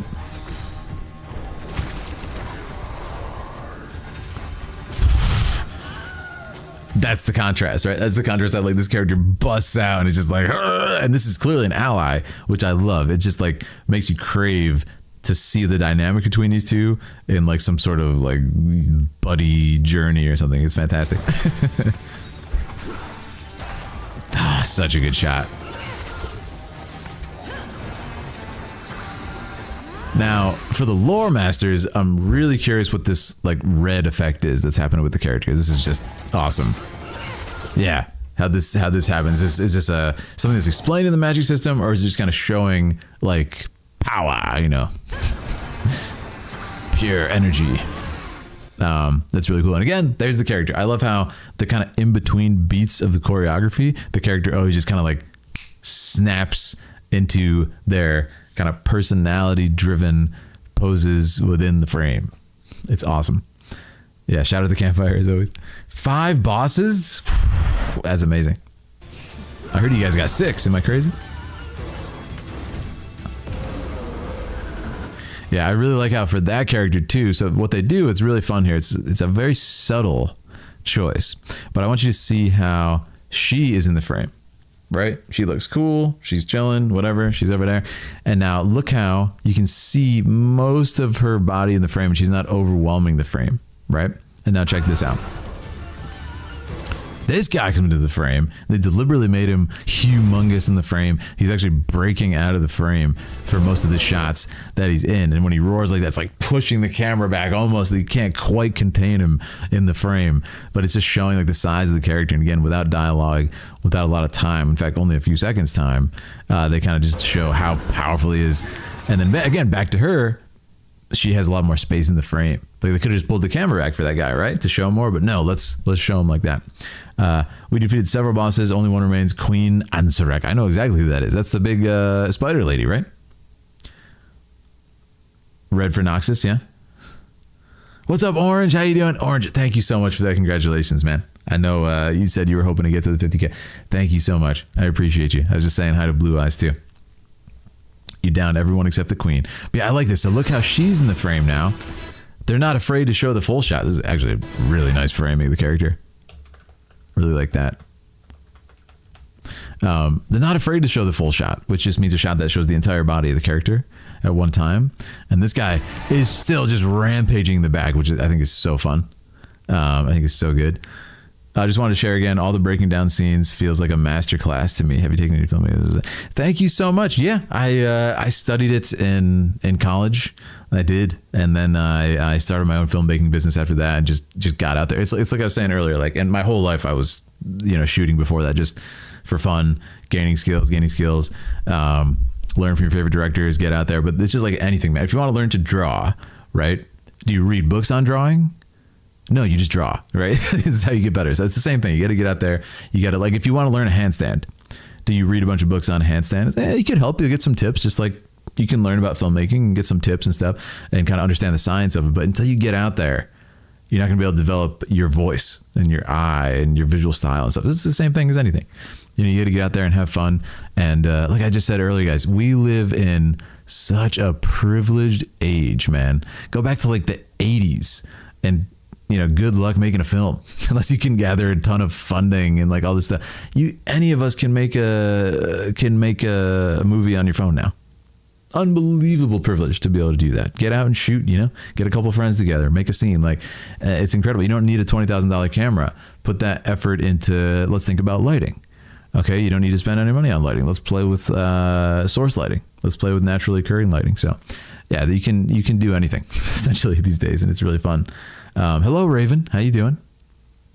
But anyways, yeah, I love doing these videos. I love talking about art. I do it all day anyway with my friends ad nauseum. So I figured I'd make a channel, continue talking about stuff. And now it's got to the point where you guys show me cool stuff, and then I get to talk about why I like it. So it's really fun. Did someone say the 80s? Have I been summoned? It must be. But anyways, look at the full shot.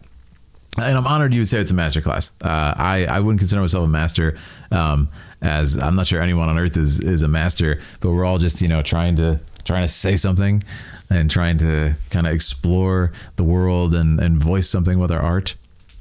And I'm honored that you enjoy my viewpoints, though, and I really appreciate it. I hope that I am able to kind of impart some perspectives onto you guys, and most importantly, help you appreciate the stuff that you already like even more, by explaining, like, okay, maybe why they chose this shot, and why that guy breaks out of the screen. Like, maybe that was a deliberate choice. In fact, I'm sure it was, to show the personalities of these characters. So it's fun stuff.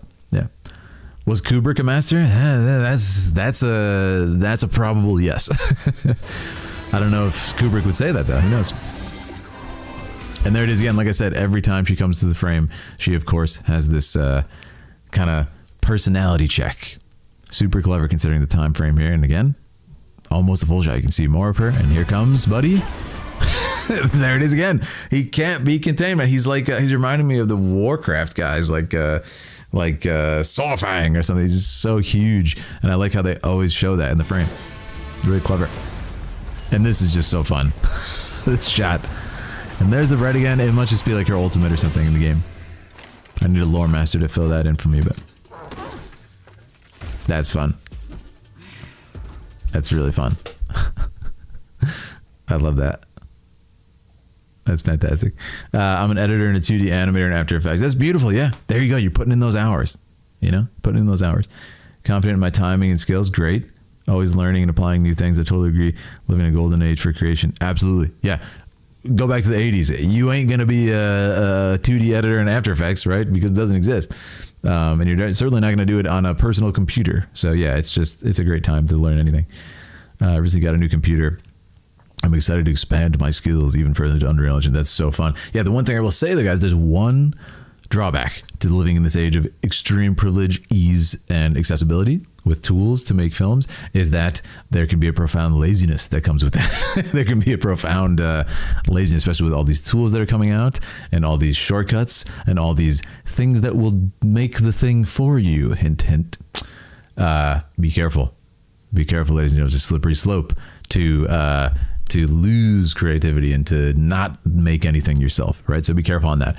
You got to put in the time still. It's the one thing you got to do. You got to put in the effort. So back in the day when it was really hard to get your hand on a camera, when you did, you're going to use that thing well, right? You're going to use every second that you have that camera and take advantage of it.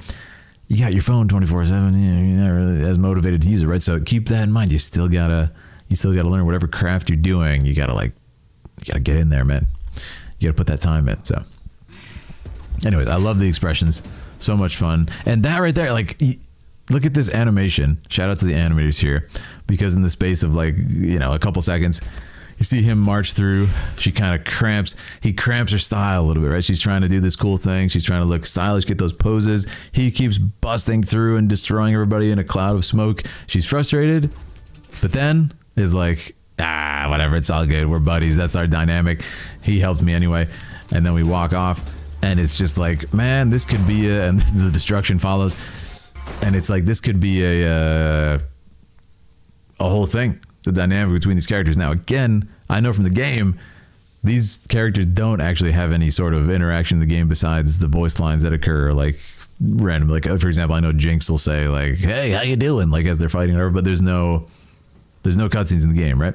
So, interesting stuff. Very interesting stuff, which makes you crave more. And I think that's why they're so smart to do the series like Arcane, and then whatever's coming up next with Noxus in Arcane is going to be amazing, man. I can't wait to see that. So that's going to be absolutely fantastic. But anyways, this was awesome. Shout out to which one? That was Nightwalker. Yeah. Shout out to Nightwalker. This was so much fun. I'm going to do an intro for that one just in case because League of Legends is always fun to check out. And unfortunately, there's, I won't say a drought, but there's never enough League of Legends because they typically only release a few big cinematics, sometimes only a couple times a year. So anyways, I'll do an intro just in case. Today, I'm watching, reacting to, and breaking down the cinematic language of Weapons of Noxus Champion Trailer, League of Legends Wild Rift. This video was suggested by Nightwalker, who is a Dragoon Tier member over on YouTube. You can do the same. If you want to choose a video for me to react to, just become a Dragoon Tier member. This is really fun. We love League of Legends. There's never enough of it. I don't typically react to these as much as the big scale cinematics. So I'm excited to check this one out and see what's going on here. Very interested. But if you want to see more and you want to spend more time together, check out my other cinematic breakdowns. There we go. There we go, guys. But yeah, it's really fun to see how they kind of can do that without dialogue. I really enjoy it. It is very fun, and as we said, the characters kind of do a lot. They do a lot with very little, which is awesome to see. All right, we look at our list. So we ended up covering, let's see, 1, 2, 3, 4. We skipped Mysterious Sky at your discretion. So we did 1, 2, 3, 4, 5, 6 so far. Pretty good. Just started Arcane. I'm liking it a lot. Oh, you're in for a treat, man. Arcane is just, I mean, it's some of the best animation ever done. No question about it. It is always cool, right? Ready when you are, Phil. If you want to do my request, it's short. My explanation is probably long in the video. Oh, cool. Okay, how about this? Let's do yours since you're here, Jasmine. Let's do that. Mysterious Sky. Arc the Center Ascended Pyromane trailer. So let me know if you want to do your explanation before or after I watch it. I'll pause here before we start it. Already in love. I love dinosaurs. I love dinosaurs. That's going to be fun. Thanks for that link, Campfire. Wish I could go back and watch Arcane. Yeah, seriously, right? Season 1 was just, it was insane watching it because nothing had been done like that visually. Really insane watching it. Let me check my phone for a second and take a break. So I just want to make sure I didn't miss anything that was an emergency. I think we're good. Yeah, I think we're safe. Okay. Watching a new show rather than watching the same comfort shows. Yeah, it's tempting to watch the same stuff over and over again. I don't blame you for that. There's some good stuff out there too. What did I miss? Anything else? Okay, quick preface. Jasmine says, this is Mysterious Guy. This quick preface for this is a survival game. We are dropped into this biome with nothing but your implant and your underwear. I have questions. You have to survive and gather materials to make clothes. So it's Minecraft with dinosaurs that look real instead of blocks. I love it.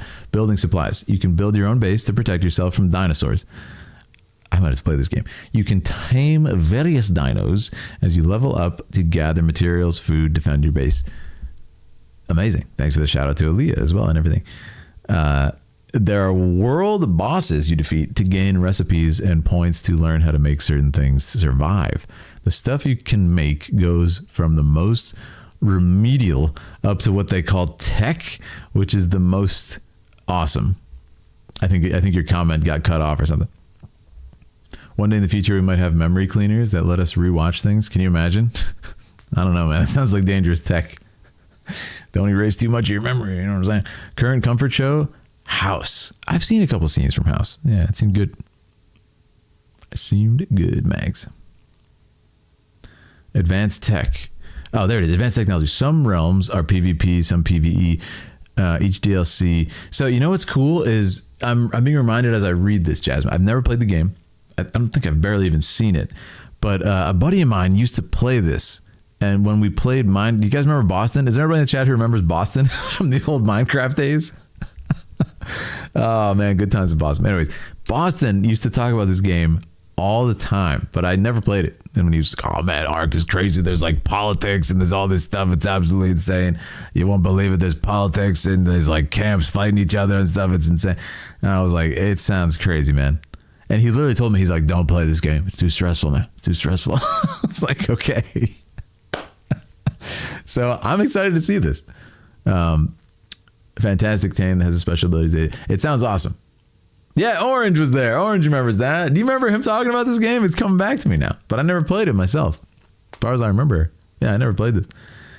Play PvE, not PvP. Yeah, it sounds like PvP is like a full-time job, which I'm not into in gaming. Minecraft times Ark. That's right, Orange. Yeah, you remember. I love this game. It's so fun. You can pick how you want to play. It's super fun. Man, I might have to check it out sometime because I love dinosaurs. Maybe me and Aaliyah could do like a gameplay sometime on the couples channel. Who knows? Yeah. Anyways, let me know if your message is concluded, Jasmine. If your prep is concluded, and then we're gonna get into it because I love dinosaurs. And look at that guy. It looks real. I like how they took the modern understanding too with the feathers. That's fun. You can ride owls. What? That's awesome. All done. Okay, awesome. Let's enjoy it. Shout out to Jasmine, or Mysterious Sky, as she's called in Warcraft. Member of the Philidari. Rated tonight. Let's see what the deal is, because I love me dinos. Looks real. Is this an engine? It is. I didn't know the game looked this good. What have I been missing out on? Oh my goodness, you can fly. Is that an Allosaurus? What in the... This is gameplay? Mammoths? Oh my god, that is beautiful. I think we got baby dinosaurs? They got baby dinosaurs! This is fantastic sound design too. The music though. The music's getting me. Oh, there's water creatures? Oh my goodness gracious. Whoa. This is magical. This is absolutely magical. Is this like... This is without mods too? It just looks like this? Okay, now it's looking a little bit different. We got high-tech submarine. You can go underwater too? What in the planet Earth documentary?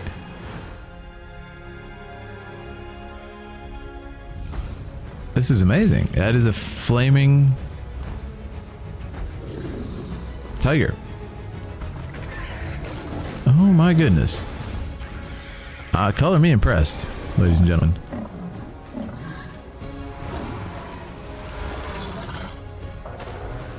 Incredible.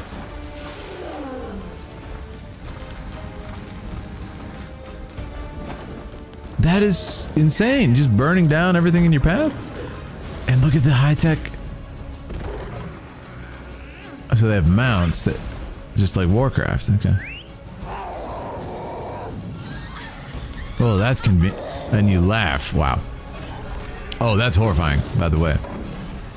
That's horrifying. Dude, this looks like Dino Riders. Has anyone ever seen that?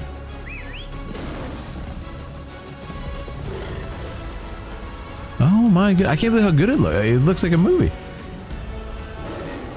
The music is fantastic, too.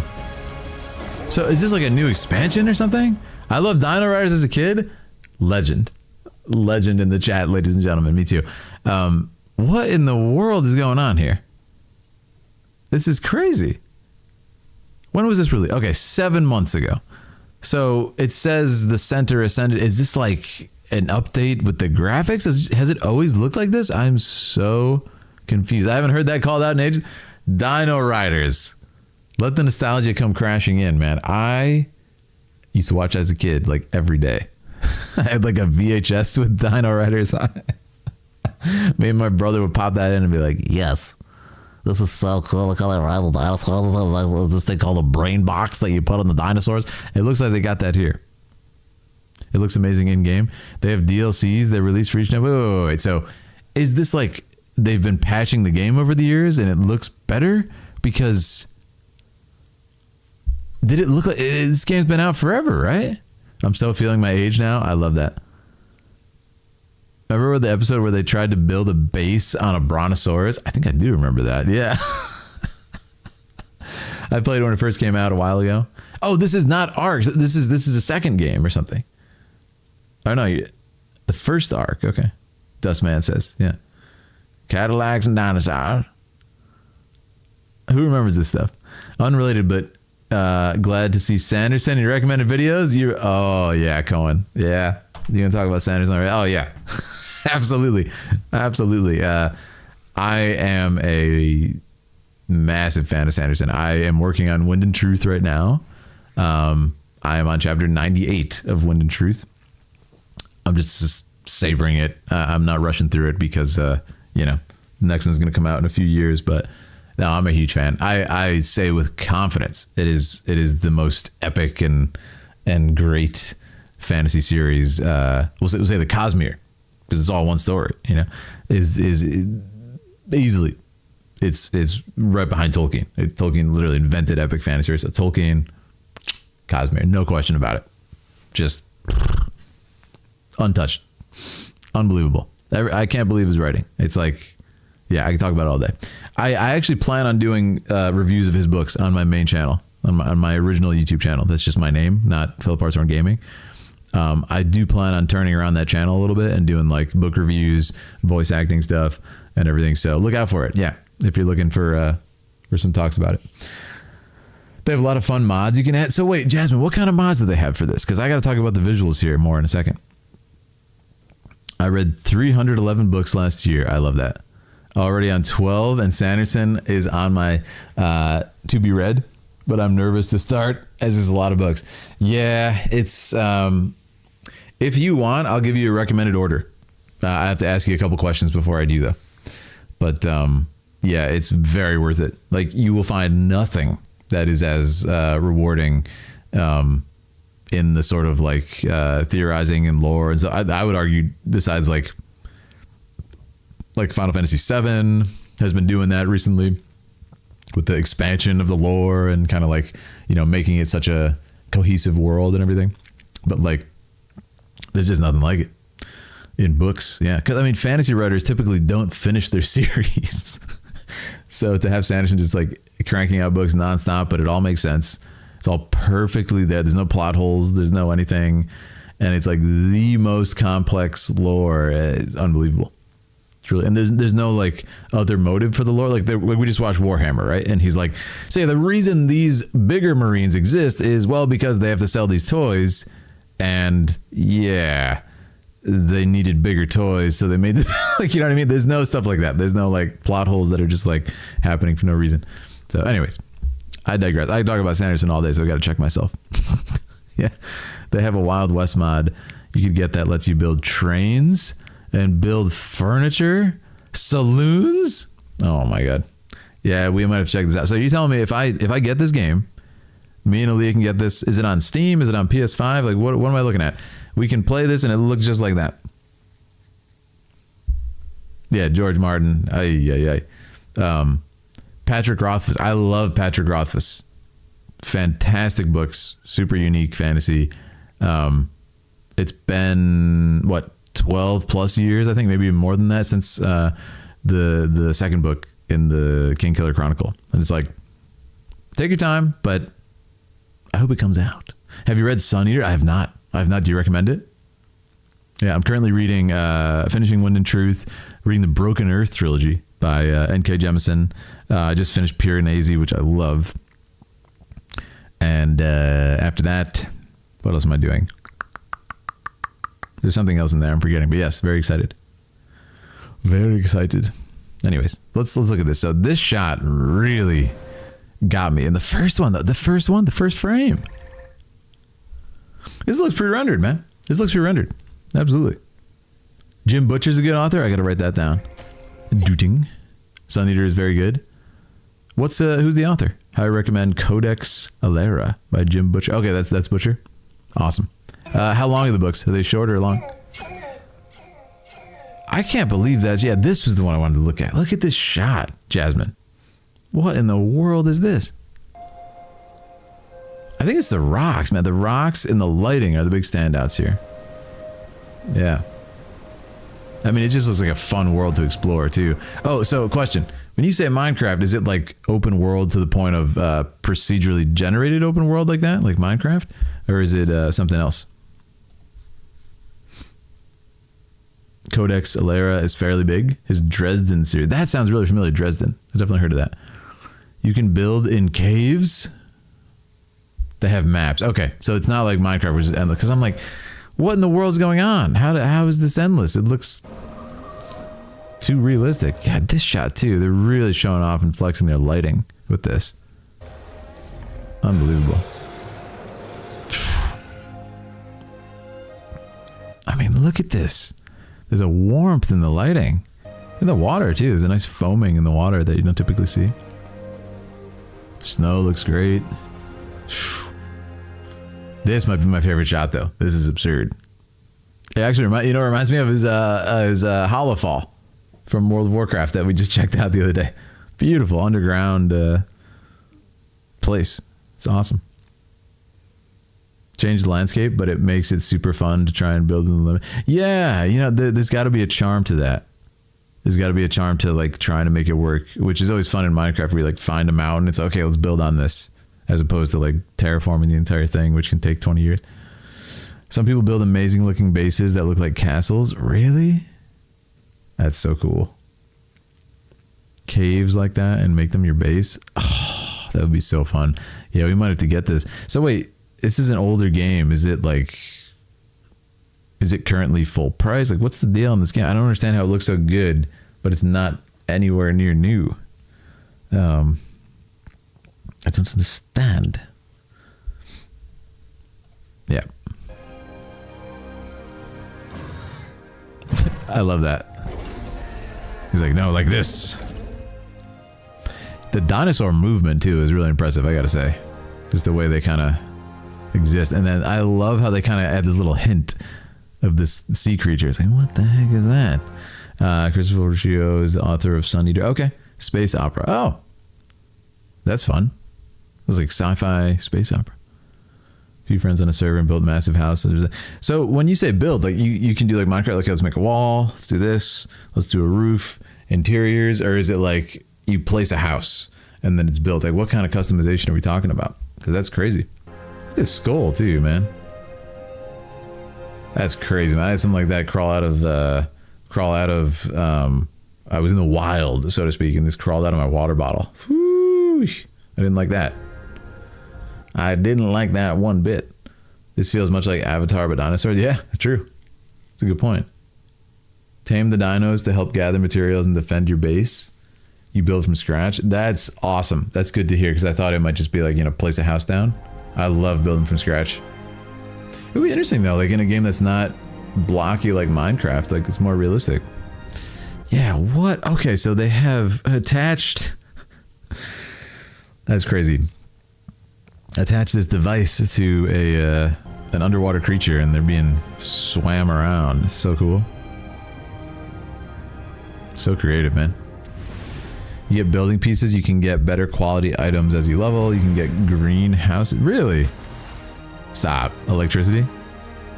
That is the okay, that's what Jasmine knows. That's the technology. That is so fun. This is clearly like a showcasing a new mount or something for the rest of it, but yeah, that's such a good thing to pick for this Jasmine. Again, something I just never would have come across because I'm like not in this community, So cool, man. So cool. Oh yeah, you guys make me want to try this out. Might have to sometime. Yeah, I still got to try out Dishonored too, which Campfire gifted us. Got a lot of games to play, guys. Look at that. I love this one. I mean, you can make it small and then it blasts flames. Oh, I see. So this is the one that like came with that DLC. I see.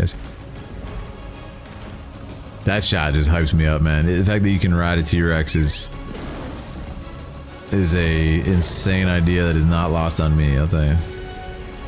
Look at that. I just want to ride a T-Rex around, guys. That is reason enough to get this. Special purpose. Some are good for gathering materials, help raise eggs. Oh man, that's so fun. And I assume you can like be friendly with the dinosaurs too, which is cool. I love that. I love it. Yeah, really, really awesome video, Jasmine. That's like, I'm glad. It's funny when I see sometimes like a short video that's like only a couple minutes. I'll be like, oh, we'll be done with this quick. And I'm like, no, not one like this.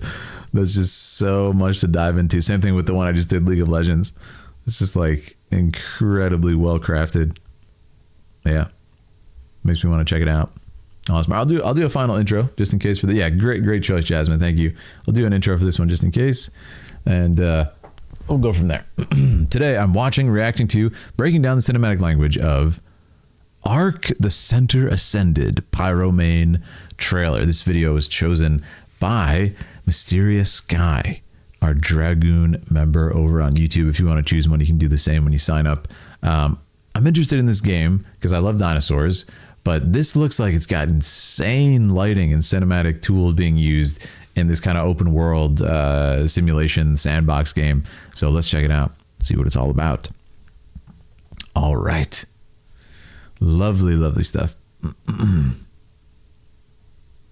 Yeah, just a gorgeous game. Holy mama.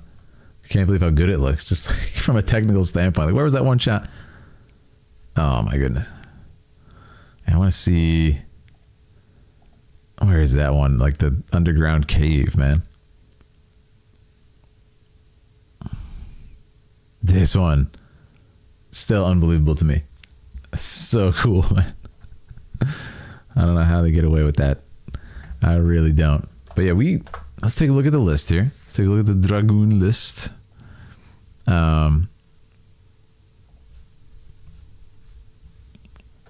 We are currently, we did 1, 2, 3. I think we actually did all in a row now. Yep. 4, 5, 6, 7 tonight. And then next up we have Night. I don't think Night's in the chat right now. So we're probably going to end there for tonight. I think we covered quite a bit, actually. It's pretty hype night. We did about seven videos. You got to love that. And I'll send you guys over on a raid on Twitch. But I do want to say, if you guys are new and you came in on a raid or otherwise, make sure to follow. We'd love to have you here over on Twitch. We'd love to have you here on YouTube. Hop on our Discord too if you want to continue the fun, the conversation, the appreciation for all the games and cinematics. Hop in Discord. We'd love to have you if you want to become a Dragoon. You can find that link over on YouTube, or of course, tier 2 sub is the same on Twitch, the same value, and you also get to do that. So very good. Beg your pardon, Phil, but I have a couple questions about videos. Of course, what do you got, Alchemist? I became a Dragoon later than most, so I can just still unload all my suggestions all at once. What's the max length of the videos that could be watched by Phil? So the max length is 10 minutes, Alchemist, but you can always, you don't necessarily have to click a YouTube video that's 10 minutes. For example, if you look at the list, some people will choose like one that's like an hour long, but they'll say, oh, start at this point, end at that point. So we like to keep them around 10 minutes. We'll give you a few extra seconds. Like, we're not going to say, oh, it's 10 minutes, 10 seconds, you're expelled from the Dragon. No, it's not that strict, but like, don't pick one that's 30 minutes and, be reasonable with it, because we like to focus in on stuff like that. Other question was, unload all your stuff at once. It's tough because, yeah, it's tough to make a guaranteed pace of the videos, but yeah, feel free to just put your first one in. Put your first couple in, and then we'll figure it out. Like, for example, looking at the list right now, some people are on their 4th, 5th, 6th, 7th suggestions. So if you were to do your first couple, what I'd probably do is like watch yours at the beginning of next stream. Since it's your first one, we like to hype up the first time Dragoons and do those. And then after that, I'd probably pop into someone else's. So let's say we'd come over here, maybe do a couple, and then, we could come back to yours, for example. So, we'll figure it out. We'll play it by ear. If you put like 10 in a row, we'll probably hop back and forth between you and other people and go from there. But yeah, we'll figure it out. It's still a relatively new system, so we're trying to just like figure it out as we go. If anyone ever has suggestions, by the way, for this, feel free to let us know. Again, it's a system that we've only done now for, I think, like a little bit over a year now, if I got my math right. And we've covered well over 100 videos. We've done a lot. So we just kind of keep playing it by ear. Again, it's hard because the videos are all such different lengths. Like, for example, if somebody uploads a 10-minute video and somebody uploads a 30-second video, it's very hard to like guarantee how many I can cover in one day. You know what I mean? Or like in one session. So because they're so erratic, there's no way to like make it exact, if that makes any sense. But I'm always open to suggestions. But thank you so much for signing up. I can't wait to see your first one, Alchemist. It's going to be awesome. And yeah, I will clarify, if you choose your first one, I typically cover the new Dragoons at the beginning of the next stream. So yeah, can't wait. I was wondering for Steam, to be able to play games on it, will a regular laptop do? Oh, for Steam, do I need a gaming PC or laptop? It depends on what you're playing. I think I'm not the expert on this, Neko lady. Like I'm sure there's some like tech savvy people that are better than me in the chat right now. So yes, but if you're playing a super graphic, like if you're playing FF7 Rebirth on ultra settings, like no, do not play it on a laptop. that laptop's gonna explode. If that's what you're asking. If you're talking about streaming, same thing. Yeah, you got to have something that can handle a decent amount of power. But if you're playing, you know, like I don't know, what's a really simple game like Final Fantasy Pixel Remaster, you can probably get away with a lot on a laptop, which I used to stream on a laptop. Yeah, you can also game on a laptop. Anyways, my friend plays Steam on a laptop. Yeah, it's definitely possible, because the thing is too, a lot of games have custom graphics that you can like turn down. Again, I'm not the expert on this at all, but like our friend Chelsea Bites, if you guys know Chelsea Bites, is in State of Slay with Aaliyah. She's like the computer builder, you know, legend. So she could tell you all this stuff, but I am not an expert on it. A gaming laptop will run most games, says Anders. MSI, NVIDIA Mobile will let you play most modern. Oh, there you go. Yeah. MSI laptop with a 4050. Wow, there you go. So you can get a pretty super powered laptop these days. I didn't know that. That's awesome. Thank you so much for the follows, guys. I appreciate you, man. This has been such a fun stream. Really, really chill stream. I also, like I said, with these, I want to make sure I'm like mentally fresh to cover people's. So I typically end it when I start to kind of get like mentally tired, because as you can tell, I really try to give you guys my all with these, and really give you all my observations and break down the scenes with like integrity and stuff. So I try to call it, so I'm not like I have nothing to say when I watch somebody's and they're like, why the heck did I sign up? He's just speaking garbled nonsense. So yeah, I try to keep it to a level that is that. So that's the other reason that makes it tough. Like, for example, if we have a night where everybody chose like a 10-minute one, like that's a very long content to cover, so I'll typically do less. If it's a night where there's a bunch of like 2-minute ones, you know, I can cover a great deal. So it's all just kind of, it's very hard to plan any sort of like science behind these. But I think that's kind of what makes it fun. I think the most fun I've had about this, I say this all the time, is the variety. Like it's so sick to cover like a Warcraft one. Oh, a Hot Wheels Forza video, like the most random thing I never would have thought of, and it was so sick to watch. It was so much fun. So yeah, Stardew Valley, Dead Cells, basic laptop will be fine. Indiana Jones, yeah, there you go, right? You're playing something that looks photo real, need something good. Yeah, that's good. And yeah, and I assume you guys understand that. Like, you don't want me to cover 50 in one night, but by the last one, I'm just like, cool, thanks for choosing that. Next. I just have nothing to say because I'm brain dead, you know? Oh my goodness. Jasmine has gifted a membership to the Order of Night, and David GX got that membership. Thank you so much, Jasmine Cornish, for that. Appreciate you so much, David, receiving that. Let's get some swords in the chat for Jasmine for that generosity. That is so awesome to have a new member. Thank you so much. Enjoy those emotes as a knight. And of course, that exclusive members section over on Discord, guys, is exclusive stuff. I do want to do more exclusive stuff with members. I have a lot of brainstorming that I've been covering. I have to talk to you guys about, you members. But yes, excited for our next Dragoon stream. Yeah, excited to see your stuff, Alchemist. And yeah, let me know, guys, if you ever have questions. Our mods are happy to help too with Dragoon stuff. If you have questions, you can always hop in that. Oh, and Alchemist too. I think you already know this, right? But make sure you connect your YouTube to your Discord. Just go to connections on Discord. Really easy. If you need help, the mods will help you, no problem, in Discord. Do that, and then you'll instantly have access to that Dragoon section. You can link your videos there and everything. Oh my goodness, Dustman with the sub. Thank you so much with the Prime sub for 7 months. That's a long time, man. That's a long time. Dustman, thank you so much for that raid earlier today as well, and for that 7 months Prime sub. Absolutely legendary. Thank you so much, Dustman. I hope you've been enjoying FF7 as much as me. You already, oh, perfect. You're already connected. And that goes for anybody too who is questioning about signing up and stuff. You get that access from connecting your Twitch or YouTube, whichever one you subbed on. Appreciate the work you do. Thank you, Andres. Oh my goodness. Whoa. We have another Dragoon renewal from Andres. Thank you so much. Says, just a clarification. Aloy in Forbidden West does not die. She does get badly hurt in this oh, she didn't die. Okay, I thought she was out. Forza Horizon 5 Hot Wheels is a DLC. You need to purchase it. Thank you. Thank you for that tip. Thank you so much, Andres. We appreciate it. Let's get some swords in the chat for another Dragoon. Yeah, I appreciate you guys so much, man. Thanks for the Dragoon. I mean, obviously, you know, beyond trying to give you guys as much value as I can with the doing your videos, it means the world, man. It means the world to support the channel, support everything we work on here. It's a lot of work to run channels and several channels and stream and everything. So thank you guys so much. It really, really helps support the channel and help me continue to put more time into it when you become a member, a subscriber, whatever it is. So thank you guys. It means the world. Shout out to Andres. Shout out to all of our lovely Dragoons tonight. It is always a pleasure to spend time with you. And like I said, I mean, it's just stuff I never would see.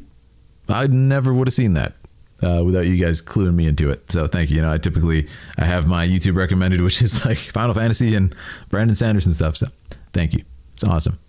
Let me see what's happening. You know what? I think, speaking of Final Fantasy, I'm going to send you guys over to BGG02 tonight. He is doing the Final Fantasy Fiesta, guys. And he's playing Final Fantasy 15, which is a game that you might not have seen. Because it's kind of a few years old now, and it's really fun. But he's doing this thing where he plays every Final Fantasy game in the entire series, racing this other person, and it's so much fun. If you're a fan of RPGs at all or Final Fantasy, like it's a blast. He's like, how many hours into this? I don't even know. He's like 1 million hours into the race. He is currently 255 hours into the race. He's on Final Fantasy 15, as in like he played 14 games before it, right? So it's a really fun event. Go check it out. He's got incentives. He's got bonuses. I think he's already met them all. But it's a lot of fun. So go check him out. Let's keep up the RPG goodness after all our talks about FF7 and stuff. And he's a great creator in general. So I'll have some good gaming combos over there. For our YouTube friends, much love to you. Thank you so much for everything. Make sure to sub if you're new. We got new videos on the way. I got to cover some more Hoyoverse stuff, guys. So let me know if I missed anything good in Hoyoverse. There's always so much like different games to keep track of and cover. Thank you guys so much. Thank you, Raven. Thank you, Alchemist. Can't wait to see your first video, Alchemist. Thank you, Night Fury. You guys are the best. And shout out to those raiders. Shout out to all the raiders who raided the stream and the Warcraft Philidari raiders. You guys are the best. Aglia's new trailer. I'm going to check that out, Raven. You can link that in Discord too in Hoyoverse. Thank you guys. Let's go see BGG. Philosopher's Raid, if you want to say it.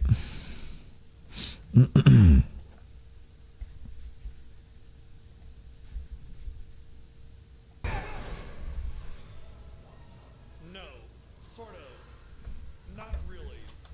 He doesn't give a shit about any of that, actually. What he wants is either live or die by the rightful chosen king. Because he just is so fucking done with the betrayal and everything. Whether it's live or die doesn't. Did the raid work? He just wants to knock us at absolute full power before fighting him one-on-one. And then he'll be happy. Thank you guys. Appreciate you. I don't think the raid worked. Am I insane? Gosh darn, what a shame you couldn't enjoy Console Mark with us. But don't worry, there's a good chance we're going to come back in here for another Thanks for the follows, guys.